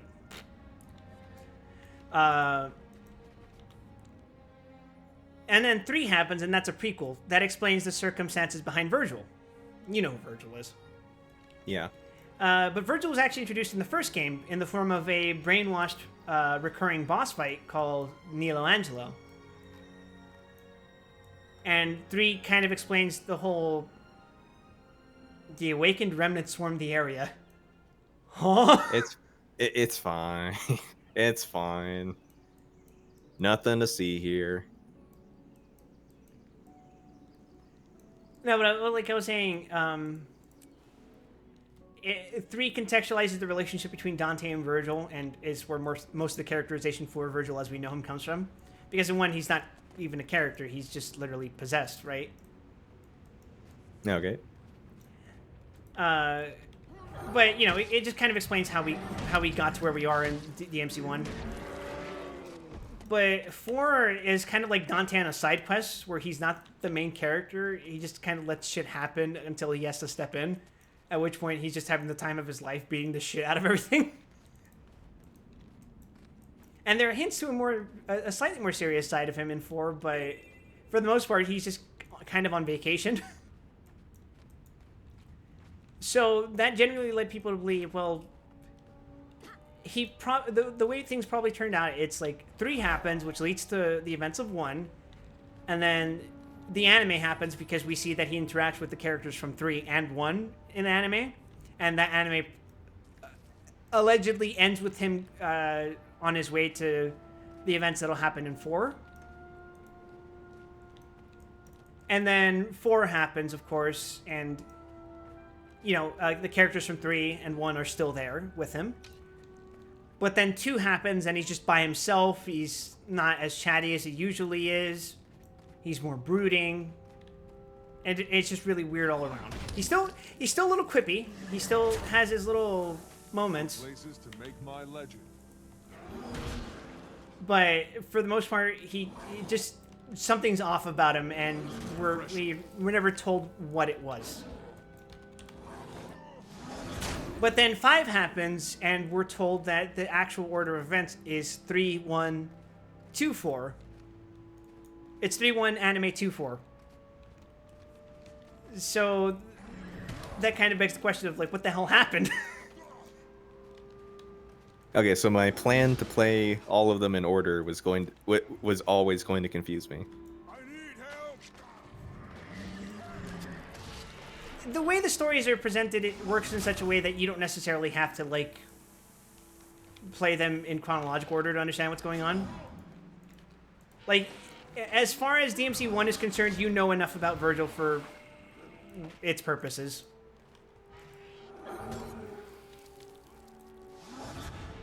And 3 just straight up tells you, it's been, like, 3 years since we last met, and this is how you start the party because he summons a fucking demon tower and 6 it on Dante. They're all more or less self-contained stories until 4.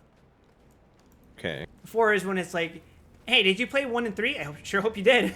Because here's Nero, and I'm sure this is a completely unrelated character to the events of 1 and 3, and I'm sure it has nothing to do with Virgil. Just don't pay attention to the katana Nero's using.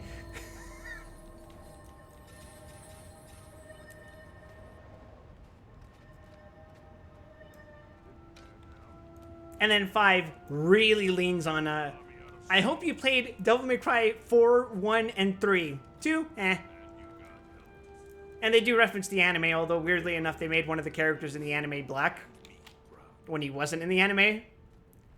It doesn't matter, but it's just like, I guess they decided to change him for some reason. The woke mob has gone too far. The woke mob has gone too far. They made Morris black. This is the last straw.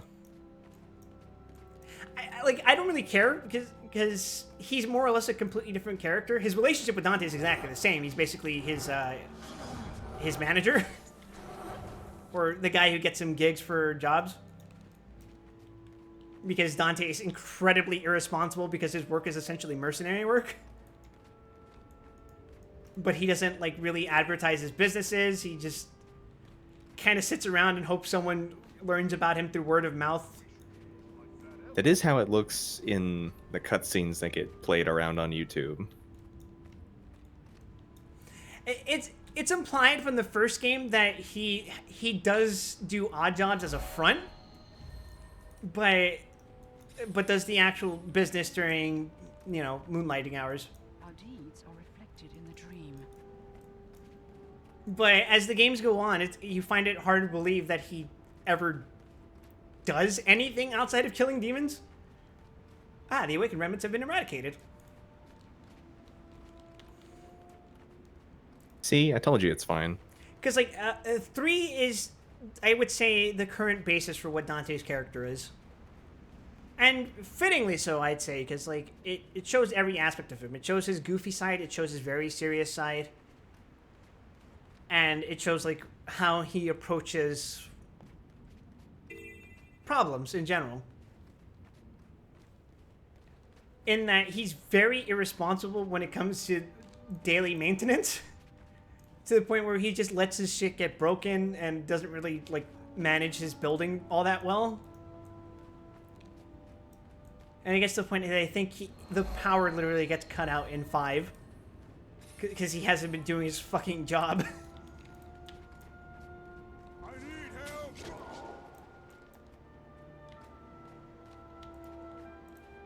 I'll admit, my perception of 5 is very strange. Because I've seen a lot of scenes from it, but I cannot for the life of me imagine how they fit together.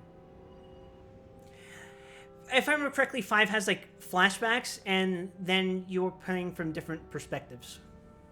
There's 3 different playable characters. Sometimes they're in the same area, and you can choose which one to play as.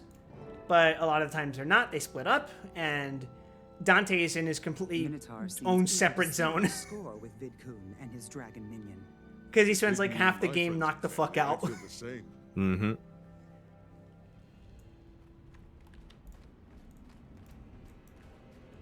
But I would say 5 is definitely the most dependent on what you know about the franchise.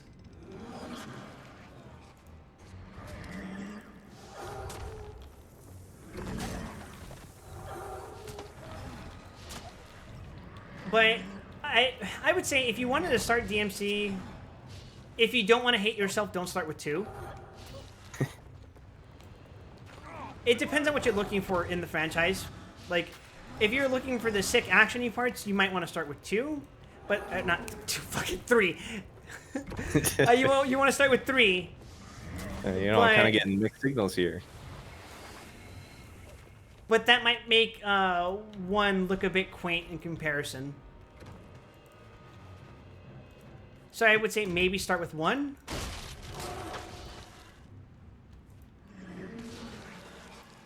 Like, I would say doing chronological order is perfectly fine. Or release order is perfectly fine. Oh, got knocked down. I just warn you that if you do, regardless of which order you do, you'll end up playing 2 in the middle. And that's a very rough time. I would say it's pretty safe to skip 2. But I feel bad saying that. Because regardless of how you feel about 2, it's a stepping stone. It's an important experiment that happened. 2 was so bad that it led to the creation of 3 as an apology. Because the director of 3 actually started by directing 2, and he basically went, I don't want to be remembered for being the guy who made fucking DMC 2. So, you're the ones causing so much trouble. A snot-nosed yeah, kid you gotta and an old woman. Cultivate your legacy. Coming here was a fatal mistake. My thanks for delivering the Minotaur spirit. For my part, I'm not above playing games that are bad or perceived as bad. It's a bad game, but it's not hard. Like I said, you could probably beat the game just by shooting guns. He's going to trample that thing flat. That is basically all I've seen from random clips on YouTube. You attack the spirits of the wild. Like, it's not hard to build up style points, which is an important factor in how you get currency in that game. But you don't really need anything besides your guns. In fact, there are some bosses that are just straight up fucking miserable to fight without guns. In fact, there's one that is more or less impossible to fight without guns. I'm looking at you, Trismegius. Oh my god, that one fucking sucks. Imagine a boss that always stands at range at all times, except for one time where one of its... Oh, okay. Wait a second. I recognize that voice. Is that Crispin Freeman?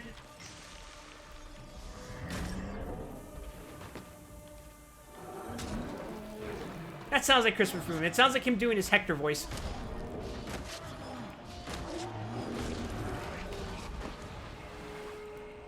Do you know who voices Vidkun?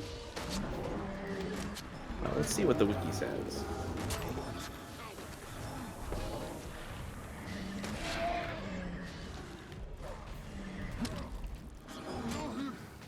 Nope, it does not say.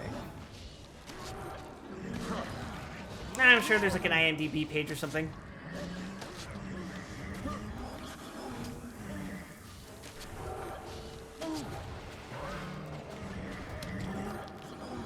I'm just fucking bleeding this guy to death. Yeah, I don't have my phone on me to like look it up or anything. I'm no shaman, but it's easy to see that Minotaur is happy and grateful. I hope this means no more Minotaur herds attacking caravans. I'd say definitely not. We didn't just stop these sons of Svanir. We expanded our understanding of the spirits. This is a victory to be savored, Slayer. Vidkun is not listed in the credits at all. If you wow, that's kind of sad. Not on the edge of death every step of the way, the savoring will be. Well, he's gone now, so it's no surprise you forgot him. It'll have to wait though. I have a hall full of statues to carve. I'm feeling more creative than I have in ages. Glad to hear it. You've spent plenty of time making me look good lately. It's somebody else's turn. Maybe if I look up Crispin Freeman and if I see additional voices in his credits for Guild Wars 2. I want to teach you, but you've done enough for one day. Garm and I may call Does his name start with a C or a K? C. He's got his own wiki page. Until we meet again, may the spirits guide you. Crispin Freeman. Norn. It just says Norn, so he's probably in there. Oh, he voices Scholar Prot. And Bongo the One-Eyed. What the fuck? Yo, don't be disrespecting Bongo. You know what? He's an OG. I wouldn't put it past them to have him going like, "Hey, Crispin, can you come in for like 30 seconds and just do this one line for this one dude we're gonna kill early on?" And they'd be like, "All right, but I expect to be paid in 12 dozen donuts." You mean a dozen donuts, right? I said 12 dozen donuts, or I will sick my beast upon you. No, it's funny because he voices Hector from Castlevania Curse of Darkness, and his whole thing is he summons minions to beat the shit out of people. It's my destiny. All right, we've solved the first major story arc. Yes? We've killed Vidkun, and he just... Look at him all fucking sprawled out like that. Man's fucking dead. Fucking tripped like a Family Guy character. You've earned your first mastery point. What? Masteries are abilities that can be trained by level 80 characters with access to expansion content. How the hell did you do that? I don't know. Click that jiggling red icon in the bottom this right. One? Masteries are abilities that can be trained by level 80 characters with access to expansion content. Oh, it doesn't say. Press H. And then go down to the Achievements tab, second from the bottom.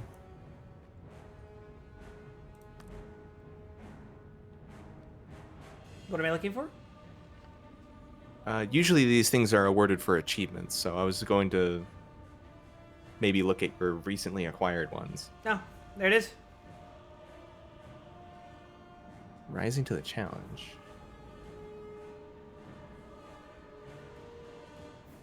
Complete the Norn personal story. Since when did that give a mastery point? Holy shit, they're babying Guild Wars 2 down for players like me.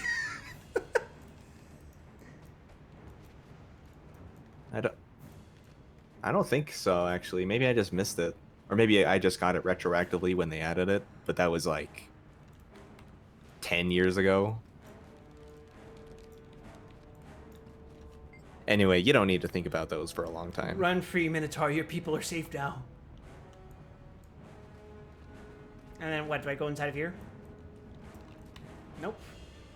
I think you're done with the instance, actually. Oh, I have to talk to her. They deserve what they got. Just if it could have this dragon minion deserve what they got. Jesus. Yeah, they don't pull punches. Whenever the Suns attack the true spirits of the wild, I'll be there to stop them. I think I'm gonna go with this one just because, you know, it's me, a wild. Increase my dignity. I'm all for that roleplay, baby.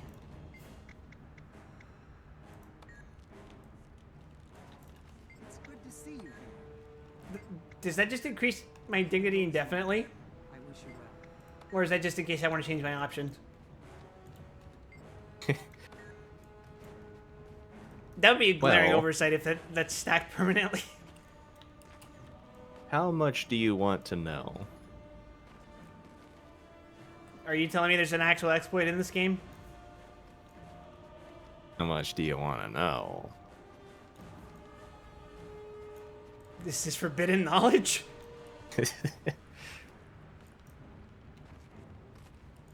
Am I gonna get banned over this? Is this a bangable offense? A bangable offense. I guess you are in the land of the large women. What am I supposed to interact with here? Or do we just leave the confines? If there's not an exit, you actually have a little icon above your map. I see the frozen maw thing. Well, that's just a point of interest. Oh.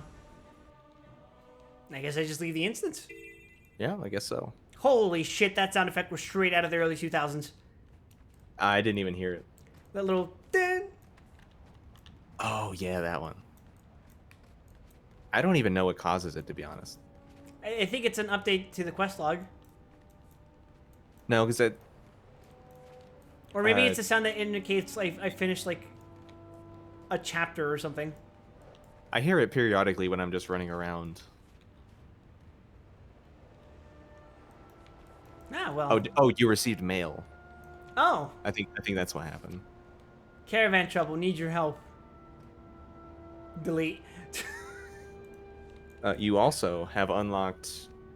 Actually, I think you did this a while ago. A 7th spot on your skill bar.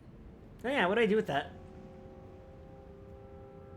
So, what it opens up when you go into here is this menu is for unlocking traits and skills. So you can peruse those at your own leisure and see what kind of skills you would want to put in there. Vampirism is pretty nice. Yeah, I think the first skill in each line is always going to be a heal. Not this one. This is a fucking dot. Never mind. Minion training. Ooh, summon a blood fiend that transfers health to you on each attack. That doesn't work so well when I have corrosive AoEs, huh? Well, you can't hurt your own minions. Oh, okay. But I can't hurt myself with my own AoEs, right? No. No? Oh, so I can just stand at my own AoEs and be like, ha ha ha, you fool for attacking me. To my knowledge, the only class that can hurt itself is Engineer. By pure accident? Well, the Hollowsmith Elite Specialization basically revolves around leveraging like a solar engine kind of thing. Ah. So you burn yourself. Understandable. But I think... Maybe Elementalist has something similar. I don't know. Let's see. Conjure a well of blood to heal allies. Christ. Spectral Grasp. Pull target foe and all nearby foes to you. Chill them and gain life force. That's actually pretty close to something Golbez would do, I think.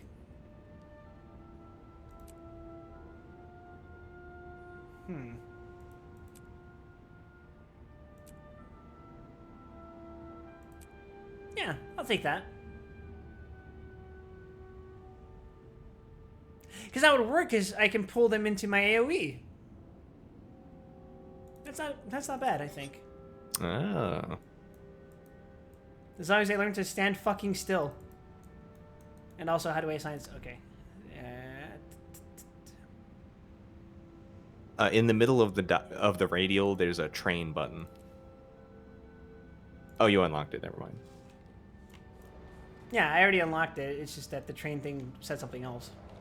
So... you can also click the...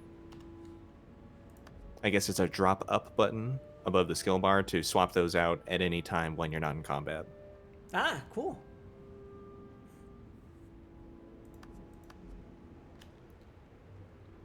Well, alright. I think... I was only planning on going 2 hours, but you know what? I was having such a good time playing and talking about shit that here we are 4 hours into the stream. It's like 2 a.m. for you, isn't it? No, it's just cresting midnight. Just cresting midnight. Did you think? Oh right, you're still Midwest. Why was I getting mixed up with Zan?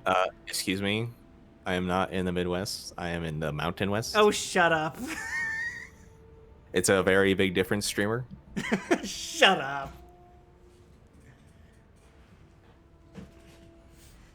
I curse you with Mormons knocking on your door tomorrow. Not a chance. Ah, yes, the only time zone that matters, so he says. We've actually lived in this house for almost 5 years now, and we haven't had any missionaries try to come get us. Could you imagine how fucking bizarre it would be if you got a knock at your door one day, and then you see people dressed up in suits, and they're not Mormon, they're just Jehovah's Witnesses? Like, what would the odds be of that? Oh, I've had that, but it was vacuum salesman. Are they trying to sell you Kirby vacuums? I don't remember. Kind of just waved them off. No, we don't need a vacuum. No, goodbye. The Kirby vacuum salesmen are the worst. Because the thing is, with Kirby Vacuum Salesman, they're actually participating in a scam. Like, the vacuums will work, but the salesmen themselves are, like, contracted through this company that essentially functions as a pyramid scheme. So they kind of force those salesmen to meet specific quotas. Yeah, aren't those the ones that try to invite themselves into your home? Yep. Yeah, that is not okay. Vector Knives the same way. You're thinking of Cutco Knives. Vector is the parent company.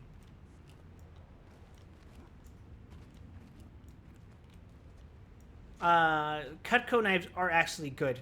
Like, I will say Kirby vacuums are also probably very good. But the thing is, they are in service of multi-level marketing, which, you know, is basically just a new term for pyramid scheme.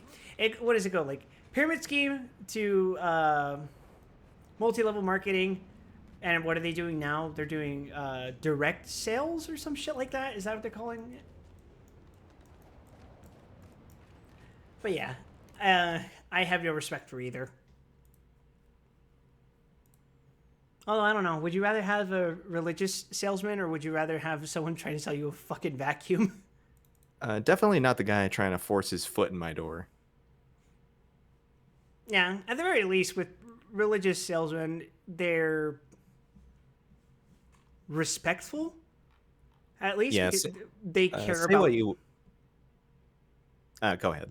I was gonna say they care more about, like, at the very least, maintaining face so that they don't make their religion look bad. Yeah, say what you will about Mormons. I've never had to fight one.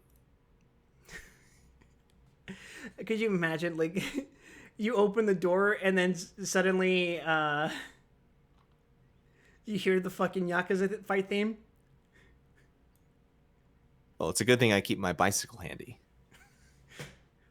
I see Gramps is the type of player who immediately goes gorilla, grabs a bicycle, just smashes it on someone's fucking head.